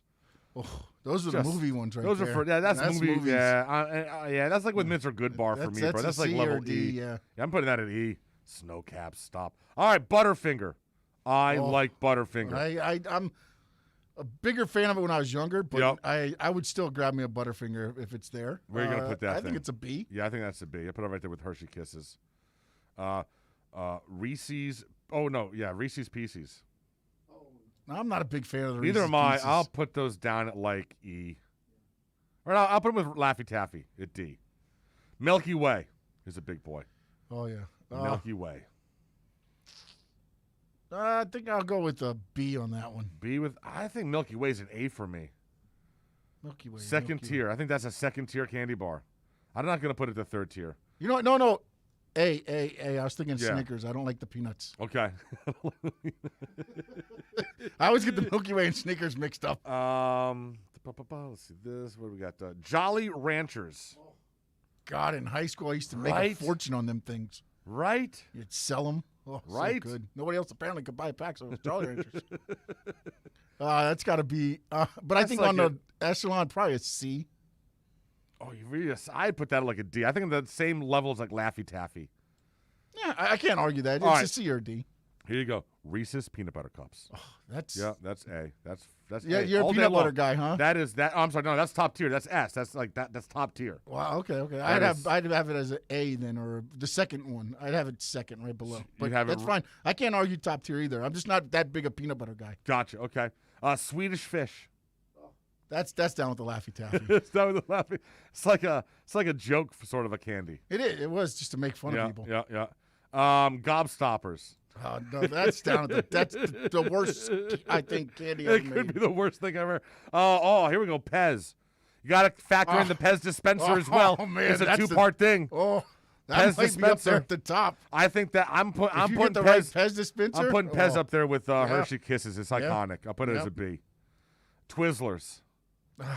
Again, the name is iconic, but the candy, I think, comes up a little bit short. Yeah, I'd put that with like the Butterfinger, that B tier. Yeah, B or C, yep. Yeah, all right, put it with the B tier. Sweet tarts. Oh, stop with It's sweet another. tarts. It's like kind of like gobstoppers to me. Yeah, it's like a Halloween Yeah. mass candy. All right, here we go. Starburst. Again, I like Starburst, but that's. I mean, I'll put it better than Laffy Taffy. So I'll put that with 100 grand at C. it kind of goes with all the things like with the Dr. Pepper. If you have to All right. have so many flavors to really. Here's one for you, bro. Skittles. I love Skittles. I'm not a big Skittles guy. No? Not a big. I'm not any of that. Like M&M's, Reese's Pieces, Skittles. All right, I'm putting Skittles as an A level. That's right we there can with go with Milky that. I Way. can't argue with I that. love that.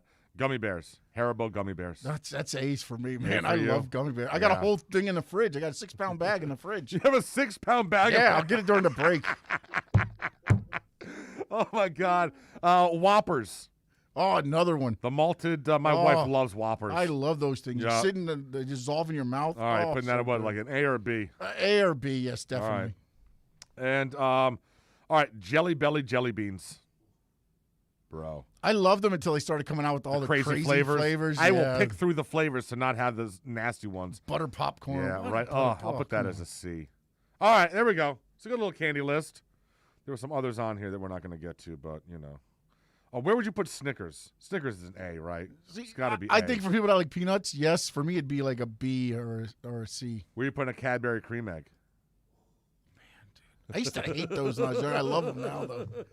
Oh, it might be There's so many A. candies out there. All right, we got to take a break. Going to talk baseball with our guy from the Sporting News coming up next. This is Toasted Sports on OnSideRadio.com. You're listening to Toasted Sports. Take OnSideRadio.com, your home for sports talk everywhere with simple radio. Find the app at OnSideRadio.com, South Florida's home for real sports talk. Let's raise a cup to the first among us who put themselves last. To the risk takers, the mask makers, the heroes on the front line and online. To the ones keeping shelves full and keeping us hopeful. To those who don't stop and those making all the stops. To the ones who pick up, suit up, and never let us down. From all of us at Duncan to all the heroes keeping everyone running, we thank you. It's Toast. Smartest thing I did last year? Called B&T Windows and Doors and had PGT custom windows and doors installed in my house. Listen, it's spring. That means before you know it, we'll be hearing about the tropics churning. That means you need to get your home and family protected today. Call B&T right now and they'll get you installed ASAP with the best in the business, PGT Custom Windows and Doors. 954-233-0126 or bntwindowsanddoors.com. And P.S. Tell them you heard about them on Onside Radio. Miami Dolphins fans, join us for OnSideRadio.com's NFL Draft Party at Sports Grill in Miami, 11481 Southwest 40th Street, Bird Road. Join Big O and Alex Dono for this 2-night event starting on Thursday, April 29th at 7:30 p.m. and Friday, day 2 at 6:30. Drink and food specials, giveaways, and the best damn draft party in South Florida. Join us for a 2-night event as OnSideRadio.com and Sports Grill on Bird Road bring you the best NFL draft party on the planet. Fish fans, time to reel in the latest news in baseball with OnSideRadio.com's Marlins Minute. Here's Alex Aguirre. After dropping 3 out of 4 over the weekend at San Francisco, things did not get easier for the Marlins going into a 3-game series against the Milwaukee Brewers, who are in the top 10 in the MLB power rankings. Game 1's pitching matchup did not disappoint as Trevor Rogers delivered another fantastic start, pitching 6 shutout innings, allowing no walks with 7 strikeouts. The Marlins offense erupted against Milwaukee's ace Corbin Burnes in the 6th inning for 4 earned runs. Burnes did collect 9 strikeouts, and going into last night's game, he was second in the MLB in ERA at 0.37. Corey Dickerson homered in the 8th and finished with 3 hits and 3 RBIs. Garrett Cooper capped off the win with a solo shot in the 9th and 2 RBIs. Miami will send out another lefty today with Daniel Castano on the mound going up against Adrian Hauser from Milwaukee. First pitch is tonight at 7:40. Let's go Fish. Keep up with the latest on the Miami Marlins by subscribing on most platforms by searching Onside Radio. Welcome back to Toasted Sports. To reach out to Toast, dial 888-441-4623. That's 888-441-4623. Back to Toasted Sports. Tuesday morning, 9:21, streaming live on OnsideRadio.com. Check us out, follow on Twitch and on YouTube. Right now, going to go to the phones, and coming on from the sporting news, we welcome in Ryan Fagan. Good morning, Ryan. How are you this morning?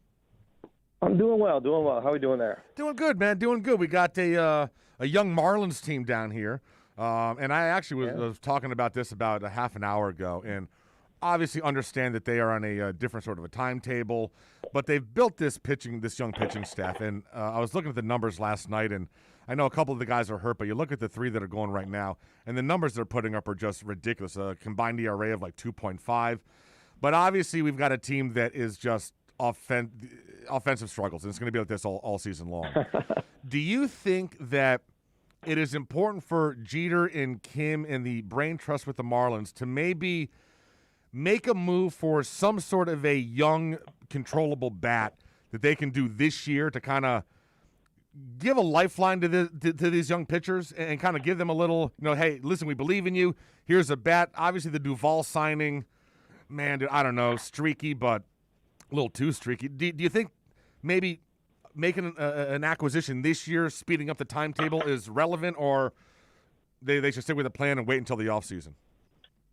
Well, I think with this idea of getting a young, controllable bat, I mean that's a good idea. It's everybody wants that, though.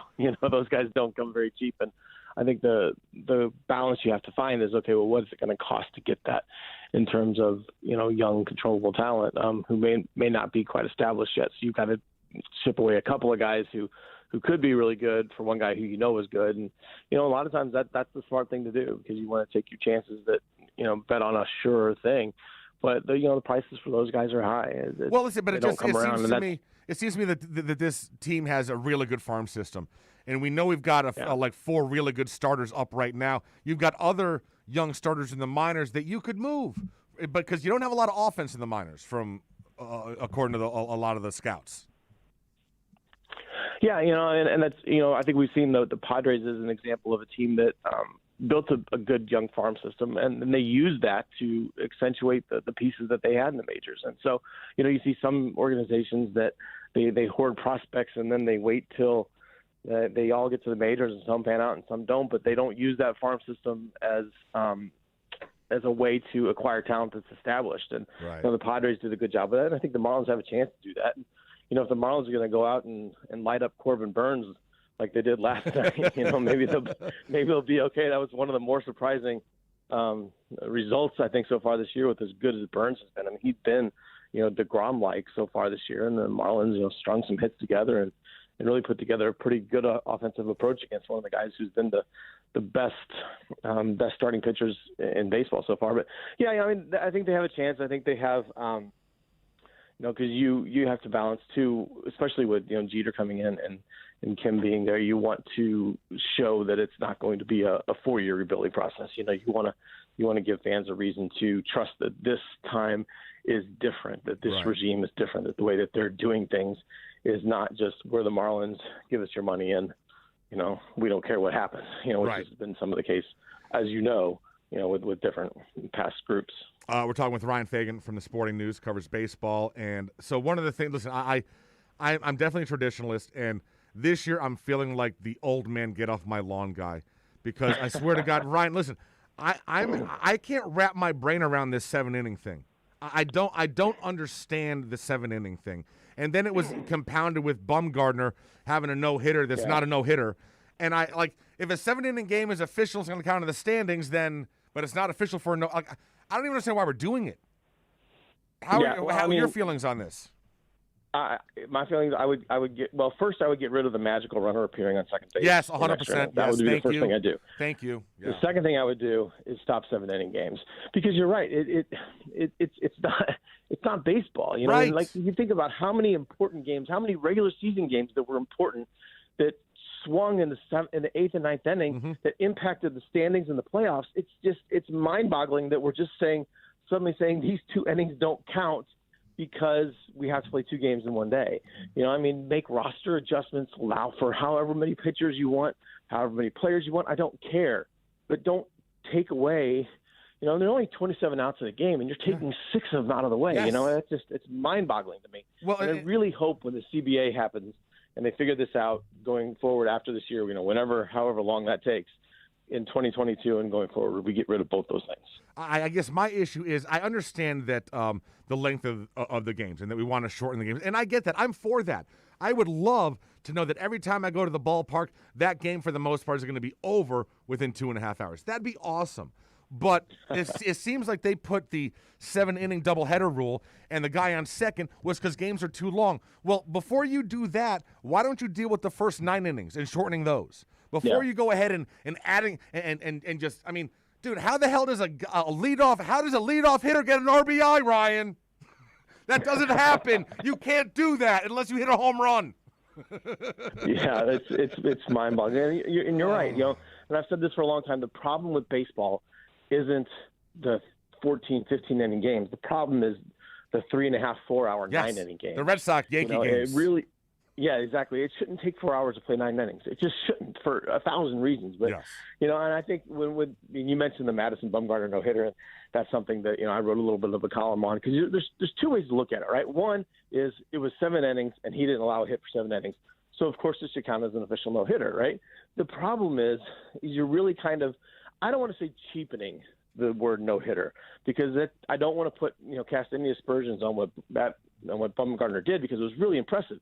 But the difference between getting 27 outs without allowing a hit and getting 21 outs without allowing a hit is huge. Yeah. You know, you look at the difference. I mean, Dave Stieb, the great Blue Jays pitcher, took a no-hitter into the 9th inning 4 times. Yes. Before he finally got his first no-hitter, right? It's not the same thing. And to say that a 21-out no-hitter is the same thing and given the same recognition as a 27-out no-hitter, it's silly. And that's why baseball doesn't officially recognize it as a no-hitter, even though it was a no-hitter. On the other hand, that it should, right? Because he didn't allow hits. So I think they should just create a second official designation that goes for 7-inning no-hitters, range-short no-hitters, guys like Andy Hawkins throwing a no-hitter and losing and only throwing 8 innings. There should be a second official category for that, and that solves everything. And then you could do a third official category for no-hitters where you got screwed out of it by an umpire, or perfect games where you got screwed out of it by an umpire. You know, the Angel Hernandez category, the Armando Galarraga, or exactly. You know, even the Johan Santana one a couple years ago. Sure, with the Cardinals, where it pretty clearly was a fair ball. So. Ryan, so how cool is it right now? And I believe that nothing changed last night to change this. That the leader in home runs in Major League Baseball is a pitcher. Yeah. That's crazy. I think actually Rhys Hoskins hit. Oh, did he hit one last night? Okay. He hit 2 last night, so he jumped ahead of. But yeah, I mean, it's, you know, look, we've been waiting for Shohei Ohtani to be this guy for a long, long time now. I remember when he first signed with the Angels, I spent the first couple of weeks when he was in spring training, in the Angels spring training camp, kind of just watching everything, talking to the players, the coaches, the manager, and everyone that was involved in that. And it was really cool because they were all excited about what this guy could do. But we haven't seen, until this year, we haven't seen Ohtani really kind of set free to do whatever he can do. We haven't seen him, you know, bat the same day he's pitched.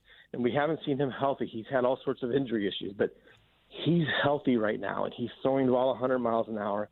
He's hitting home runs all over the ballpark. He's hitting 110-mile line drives, you know, down the left field line. You know, I mean, it really is. We're seeing the reason that everyone got so excited that he was coming over at such a young age. And it really is exciting. I think I've told people this when we make our preseason predictions. Nobody cares, right? Nobody cares if I pick Mike Trout to win the MVP because it's just big deal. Mm-hmm. But so I picked who I wanted to see win the MVP, and I picked Ohtani because I think he has the ability to kind of capture the attention of a nation in a way that baseball often struggles to do. And that's why I really hope he stays healthy. I really hope he keeps doing the same things that he does. And I hope that he's finally the guy that helps Mike Trout get into the postseason. So it was a great weekend for baseball. And for me, even though I'm a Red Sox fan, bro, I stayed up late all weekend in that L.A.-San Diego series, Ryan. Oh, my God. I mean, bro, I know it's the last week of April, but I swear to God, it felt like it was October. Watching that series, every inning felt like it was October. That was an amazing baseball series.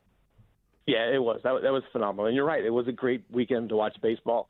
It was a great weekend to get excited about baseball. And, that Dodgers-Padres series is going to be so much fun for a long time. Mm-hmm. Neither of those teams are going away anytime soon. I had the chance to talk to Cody Bellinger on a Zoom interview a couple weeks before spring training ended. And, we asked him a lot of questions. And, Cody Bellinger can kind of be a routine answer guy, right? But I asked him about the Padres-Dodgers this rivalry that started. He perked up. You could tell he was excited about it because the players that are competitors, they love being part of that kind of stuff. Mm-hmm. Yankees-Red Sox guys love being part of the Yankees-Red Sox series when it was, in the days that it was actually like the real series and not just what it Veritek, A-Rod, those guys. Yep. Right. They love being part of that, and the fans love watching them, love to be a part of that. So it's a great thing for baseball. I think and a lot of people say, no, it stinks that they're in the same division. Whatever. It's great that they're in the same division. Yes, 19 times. They play each other so many times. Right. It's great time. It's great. Awesome. All right, so let me ask you this. We'll get you out of here in this. We're talking to Ryan Fagan from Sporting News. As a Red Sox fan, I am loving the fact that the season has started and they have flipped the standings. I did not think we were going to be very good, but look at the Yankees. And I know that market, and I know that going into this season, I got some Yankee friends that felt that Brian Cashman was already in the hot seat. At what point do they have to turn this around soon to save his job, don't they? Or they're going to get rid of him. I mean, I'm sorry, not Cash. I'm sorry. I'm sorry. I'm talking about Boone. I'm talking about Aaron Boone. My bad, bro. Aaron Boone. Aaron Boone. Okay. Yeah. Aaron Boone. Okay, yeah. My bad. Like Brian Cashman's built up a lot of a lot of goodwill. Yes, absolutely. Right? No, Boone. Yeah. I know he barely held on last year. Yeah, I mean, I think you look at if you're looking at a big picture, he fits a lot of the categories that they like. He's good with the media. He has this personality that when they're winning, fans really like, and he checks those boxes still. But at some point, you got to win. And when the problem is the manager is you're not winning World Series, that's one thing. When the problem with as a manager is your team's falling apart and nobody seems to be playing with much excitement or effort, and you're struggling in the standings, and especially in the case of the Yankees, you're looking way up at the Red Sox in the standings when the Red Sox weren't supposed to be this good this year. Yeah, it's a problem. I think that I don't think it's going to happen anytime soon. I think there's still a little bit of a leash because they have had some guys who are injured. But if the Yankees struggle the way that they have and are headed into the All-Star break in near last place, behind the Orioles, it's not going to end well for Aaron Boone. Ryan, thank you very much, man. Pleasure talking to you. Thanks for giving us some time. Ryan Fagan from the Sporting News. Hopefully we can talk to you again in the future, man. Yeah, anytime. Let me know. It was fun. Cool, man. Ryan Fagan, everybody from the Sporting News. We will take a break. We've got a sports update coming up next. And then I've got some thoughts on the NFL draft and the Green Bay Packers coming up next. This is Toasted Sports on OnSideRadio.com. You're listening to Toasted Sports. Take OnSideRadio.com, your home for sports talk everywhere with the Radio.net app. Find the app at OnSideRadio.com, South Florida's home for real sports talk. Hey, it's Big O for EJD Construction, your custom home builder, additions and home remodeling. Our lives have changed. We're making our homes more of an oasis. Call the right place. Call the right people. Eric at EJD Construction for over 16 years. A-rated member of Angie's List and the Better Business Bureau. 305-433-4843. That's 305-433-4843 for EJDconstruction.com.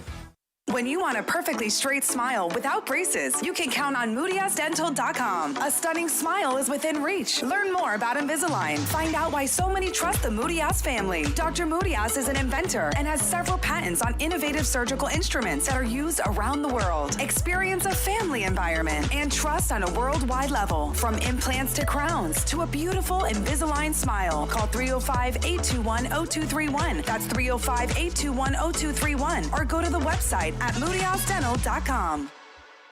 Time for a Sports Grill NFL Draft Profile.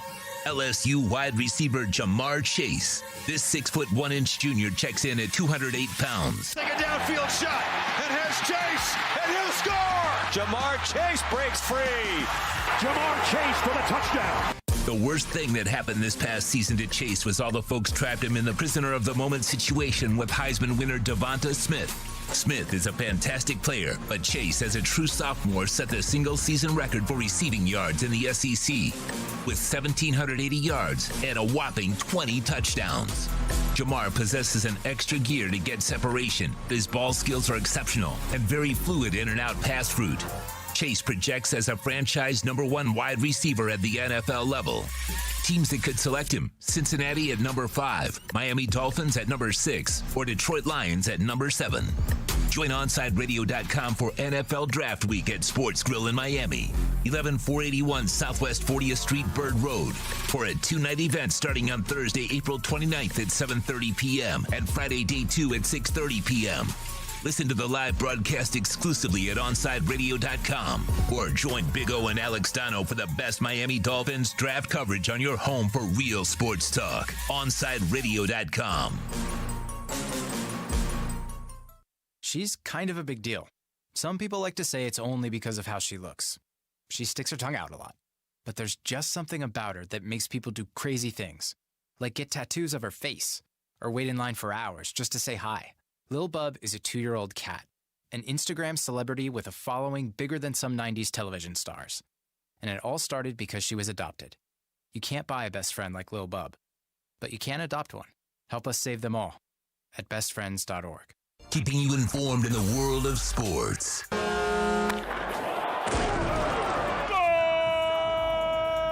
With an OnSideRadio.com sports update.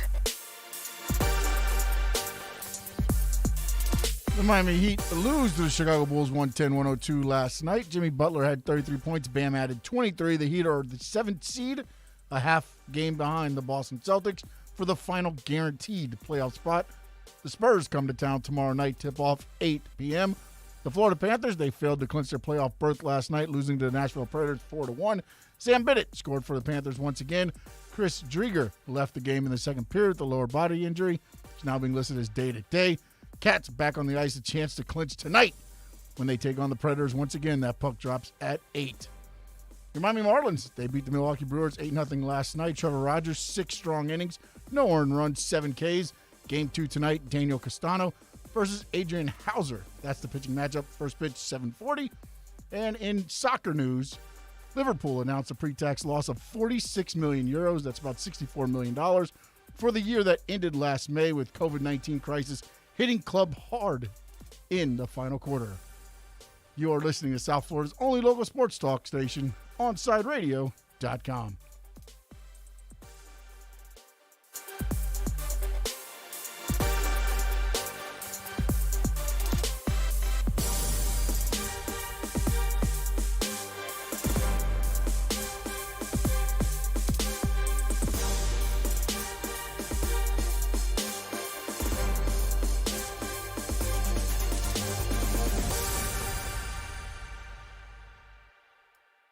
Welcome back to Toasted Sports. To reach out to Toast, dial 888-441-4623. That's 888-441-4623. Back to Toasted Sports. 9:39. Thanks again to Ryan Fagan. He was great for the sporting news. Gonna have to get him on, have him be more of a regular. Talk some baseball with him. Good stuff there. I can't believe I said Cash when I meant Boone. Yeah, he was thrown off a little bit. I'm an idiot. So was my brain. He was like, I don't think they're going to get rid of Cash. Yeah, I think they're going to get rid of Cash. I'm like, bro, I'm sorry, Aaron Boone. I'm an idiot. I'm a moron. I smoke lots of pot. Sorry. I think you want Cashman gone because you're a Red Sox fan. I just listen. I want Boone to stay. I want both of. I love the Yankees losing. Oh, okay. Just makes me happy. All right. So check this out. I was thinking last night, and I know anytime I think it can get dangerous. I'm thinking at the NFL draft, and I'm looking at all these teams that are clamoring for quarterbacks, and how you've got Justin Fields, his stock falling a little bit, and Mac Jones for some reason, I guess because he's white, everyone's forgetting about the fact that he had a DUI. Because if that was someone else, yeah, that'd be a story. But anyways, exactly. But with all this stuff going on, and all these teams that are clamoring for a young quarterback, and then you had the comments yesterday by the Green Bay Packers, where they went ahead and said that Aaron Rodgers will be their quarterback for the foreseeable future. Now, granted, he's 36 or whatever, but he's not dropping off at all. So you got to think you're getting at least another 3-4 years out of him, barring injury. But last year in the first round, you drafted a quarterback, Jordan Love. Didn't they trade up to get that quarterback? Yeah, Jordan Love from Utah State. So here's my thing. So if you're committing to Aaron Rodgers now publicly for the foreseeable future, you're screwing yourself, bro. So what I'm led to believe is that you don't believe in Jordan Love, that was a bad draft pick. But if it was, then why don't you move him right now? Remember what Arizona did to Josh Rosen? Yeah. He was a first-round pick. They got a second back for him. Now, granted, he had played a few games, and folks could see that, well, maybe wasn't worthy of that first-round pick, top 10 pick. But if you're Green Bay, so now you're going to have a first-round quarterback just sitting on the bench for the next 3-4 years? That's a wasted draft pick. Yeah, and you're wasting that window that you've been talking about with Tua. So I don't understand why you wouldn't have tried to move him, send him to the Jets or to San Francisco. Dude, there's 7 teams that are looking for a quarterback. Carolina. Why? He was a first-round pick, unless everybody else wasn't sold on him and they all knew that you made a mistake. But it struck me as odd that the Packers would come out and be so committed to Aaron Rodgers moving forward for the next few years, which basically rides out Jordan Love's rookie contract. And so I'm trying to figure out, why is he on your roster then still? Why didn't you try to move him? Get something back for him, like a second-round pick or something. But now, if you're putting out that Aaron Rodgers is the guy, you're letting other teams know that, well, I guess they don't believe in Jordan Love. They must have seen stuff in practice that leads them to believe he's not the guy. Well, then why am I going to want him? If they don't want him, why do I want him? Yeah. It just seems it seems like they just talked themselves into a screw job, that now they're stuck with him because they opened their mouth. When I'm thinking a month and a half ago, they could have moved him rather easily. I'm thinking a month and a half ago or a month ago, there were at least 2 or 3 NFL teams that would have made a move for Jordan Love, teams that are looking for a quarterback in the draft. Well, not only that, but internally, what were the Green Bay Packers thinking when they drafted him? What about a team like the Patriots, who they're not, they're at 15. They would have to move up. You're telling me that they wouldn't have been interested in maybe take a flyer on a first-round pick from last year when they need a quarterback, a young quarterback? I'm trying to figure out what's going on in Green Bay and what's going on with that kid. Because I think they're trying to make Aaron Rodgers feel more comfortable because he played this whole last year. Well, that's knowing fine. that his replacement was just drafted in a way. Well, that's fine, but you're making it feel more comfortable. But you're doing it at the expense of this kid, who now you're diminishing his value. But some could say he's a kid that shouldn't have been drafted first. But that's fine. But you did draft him first, and so now if that was a mistake, you want to try to get something for him. You don't want to just, that was a wasted first-round draft pick. If you can get a second for him or a third, then at least that's something. But now it looks like, I don't know who would touch him. I don't know what team would go ahead and make a move for him when you've shown this much lack of confidence in him. We haven't heard anything about him. No stories about him lighting it up in practice last year. Granted, it was the COVID and all that stuff going on, so you didn't have the preseason the normal preseason. But it just seemed weird that during this whole thing of all these quarterbacks, all these debates, who's going to go here, what team's going to trade up to get this guy, that Jordan Love is sitting there, buried on the Packers roster, first-round pick from last year, and crickets. No one talking about trading for him. His agent not putting his name out there that he could be available. It seems like the Packers know that it wasn't a good pick, but by doing that, now everybody else knows, if you get what I'm saying. They've kind of let the cat out of the bag. It's no longer a mystery. And that's not a smart way to run a football program because you try to want to recoup something. Look what Arizona did. They knew Josh Rosen wasn't the guy, and they got the Dolphins to give him a second. Where's he now? Yeah, Dolphins should have got him out of here as well. Oh, well, took a flyer for a second. Oh, well. So it just seems weird to me that we haven't had that situation arise with Jordan Love, especially that the Packers are now saying Aaron Rodgers is the quarterback for the next couple of years. So now you're just riding out Jordan Love's rookie contract. What, are you going to give him the starting job his fourth year, where you have 1 year to decide whether or not to pick up the option? Isn't that what happened with Aaron Rodgers? No, Aaron Rodgers was on the bench for 2 years, I believe. I think it was just 2 years, yes. So you still had, and he came right out and he was lighting it on fire. No, 100%. But I don't know, and I haven't heard any of the talking heads mention his name. I figured with all the quarterback talk that ESPN does here every morning on our TV with Greeny, that at some point you see the name Jordan Love pop up, like trade possibility. I don't know. No, they didn't even talk about him this morning. They did talk about the Brett Favre, the Aaron Rodgers getting the vote of confidence. And then they kind of threw his picture real quick, and it was gone in 10 seconds. So I just don't. I'm curious. I'm just curious whether or not another team could have had him if they wanted him.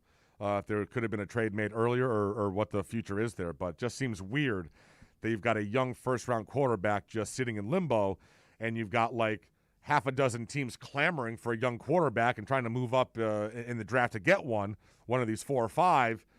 And, there's one right down the street you could grab for like a second-round or third-round pick, most likely.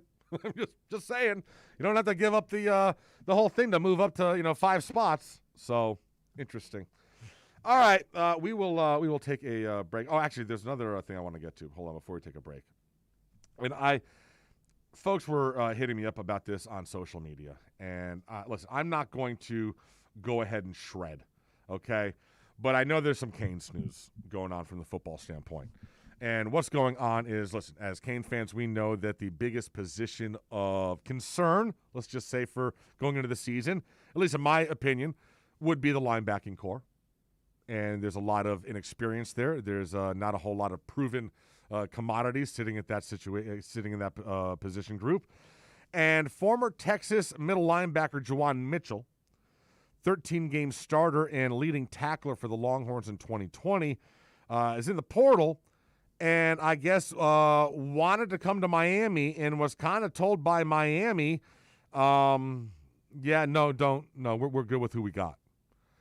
And plenty of Canes fans on social media did not like to see that. They felt that obviously getting more depth in at the linebacker position is imperative, and if you can do that, I will say this. Listen, you got to realize anyone they grab right now comes out of next year's recruiting class. There's no more slots left. So this is one less recruit you will have for 2022, okay? That's the first thing. So also, I believe from what I've heard, is the USC linebacker still in the portal, or I got to check and see if he has taken himself out or not. But that was the guy that I heard they had the most interest in. Listen, if Manny wants to run with these guys this year, fine. I would bring in reinforcements, I agree. But if he wants to run with these dogs, that's fine. Because here's the deal. Manny knows how big this year is for him. Not to the school, not to Blake James, but to the fan base. To the fans, this is a huge year for Manny Diaz to prove to a lot of us that he's the guy. That he's the guy that can lead us back to the top of the mountain over the next 5 or 6 years. This year is going to say a lot about whether or not a majority of the fan base buys in on him. And I would think with my future in that sort of a situation, I'd want to have as many reinforcements as possible, and that would mean bringing in a transfer linebacker. He has decided that's not what he needs and that he's good going with his guys. So you know what? Do it. Go with your dogs, but you're going to own it at the end of the season. If they're great, props to you. If they're bad, it's on you. No excuses. No COVID crap, no injury crap. You had a chance to get reinforcements, and you passed. You said, no, young man, go somewhere else. Fine. But it better work out for you. Because now now that's a little mark the Cane fans have in the back of their mind. If it doesn't work out, we can attack him next year on that. So I hope he is still in the portal. Okay. I believe so. That's the Pelé. Yes. Yeah, From USC. Like yes. All right, so he's still in there. So he hasn't committed anywhere yet.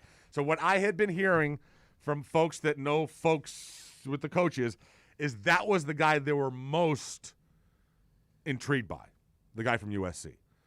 So we'll see. But I'm not going to shred him for not doing this, but, he's now given ammunition to those of you that want to give him a hard time at the end of the season. If this doesn't work out well, he's now put a bullet in the chamber for all those fans. So we will take the final break. Our man Kai comes up next. This is Toasted Sports on OnSideRadio.com. Toasted Sports returns after this.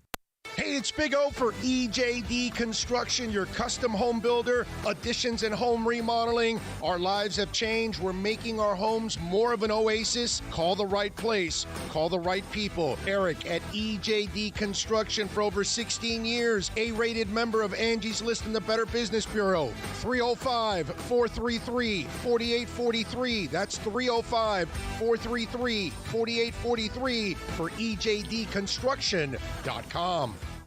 It's toast. When South Floridians need hurricane windows, there's only one crew to call, Brett and Tom at B&T Windows and Doors.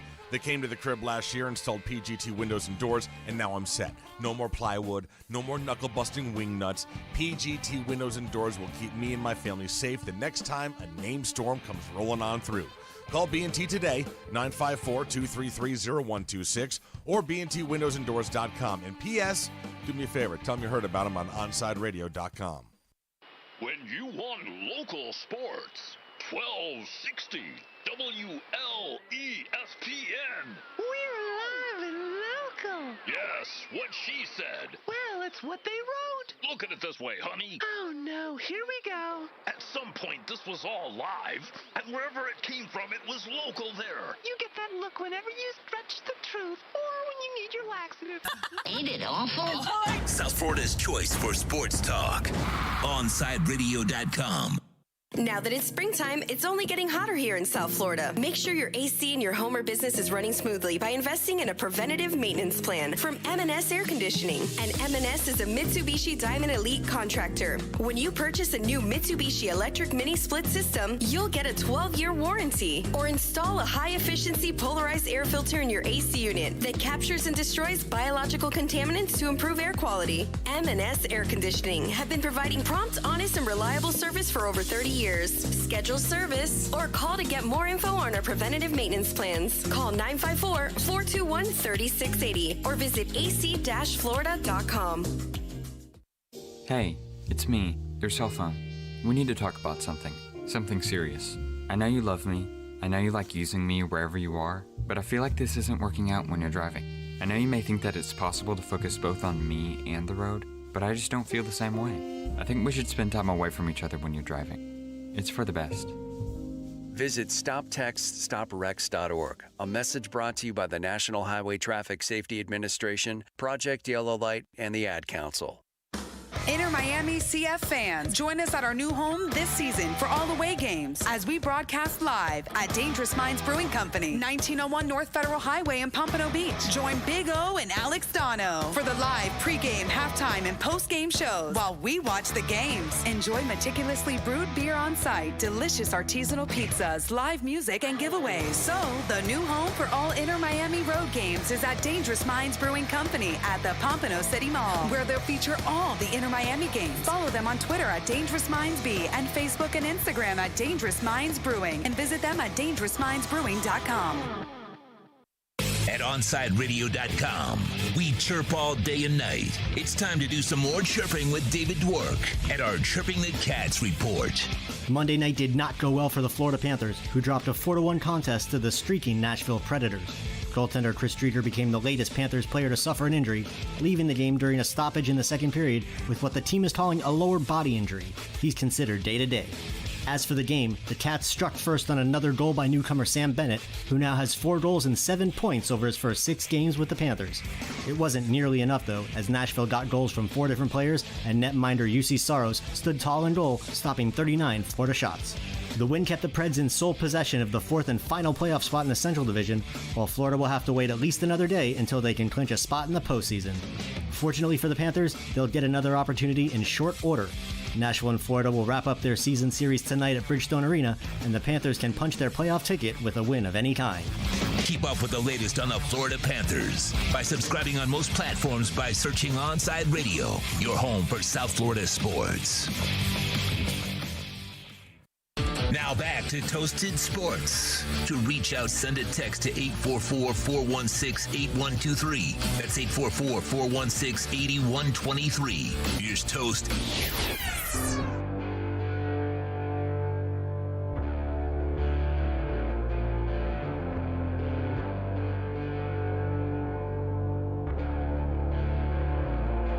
Final segment. I just had to, the guys delivering my medicine today just called. Just confirmed delivery. I call it medicine. You probably call it weed. But the state calls it medicine. What do you think, Kai? I just showed you a highlight of my Call of Duty playing on Twitter. It's quite funny. I mean, the second that, like, you were like, oh, I saw you, you get the kill, you run over the dude in the truck, and then you're like, keep watching. The second you get out of the truck, I'm like, he's going to die to the truck. And it's not even like it's, oh, I was playing by myself. It's like, this is on stream. Mm-hmm. It's going to get clipped. Yep. And I clipped it. I mean, at least you have, like, I only clip when everything goes well. Oh, like, when I play no. Valorant with my friends and they're streaming, like, I clip all of that. Kai, but then when I make like good things, it's never on video. Yeah, so. if I clipped only when things went well, I would have no clips.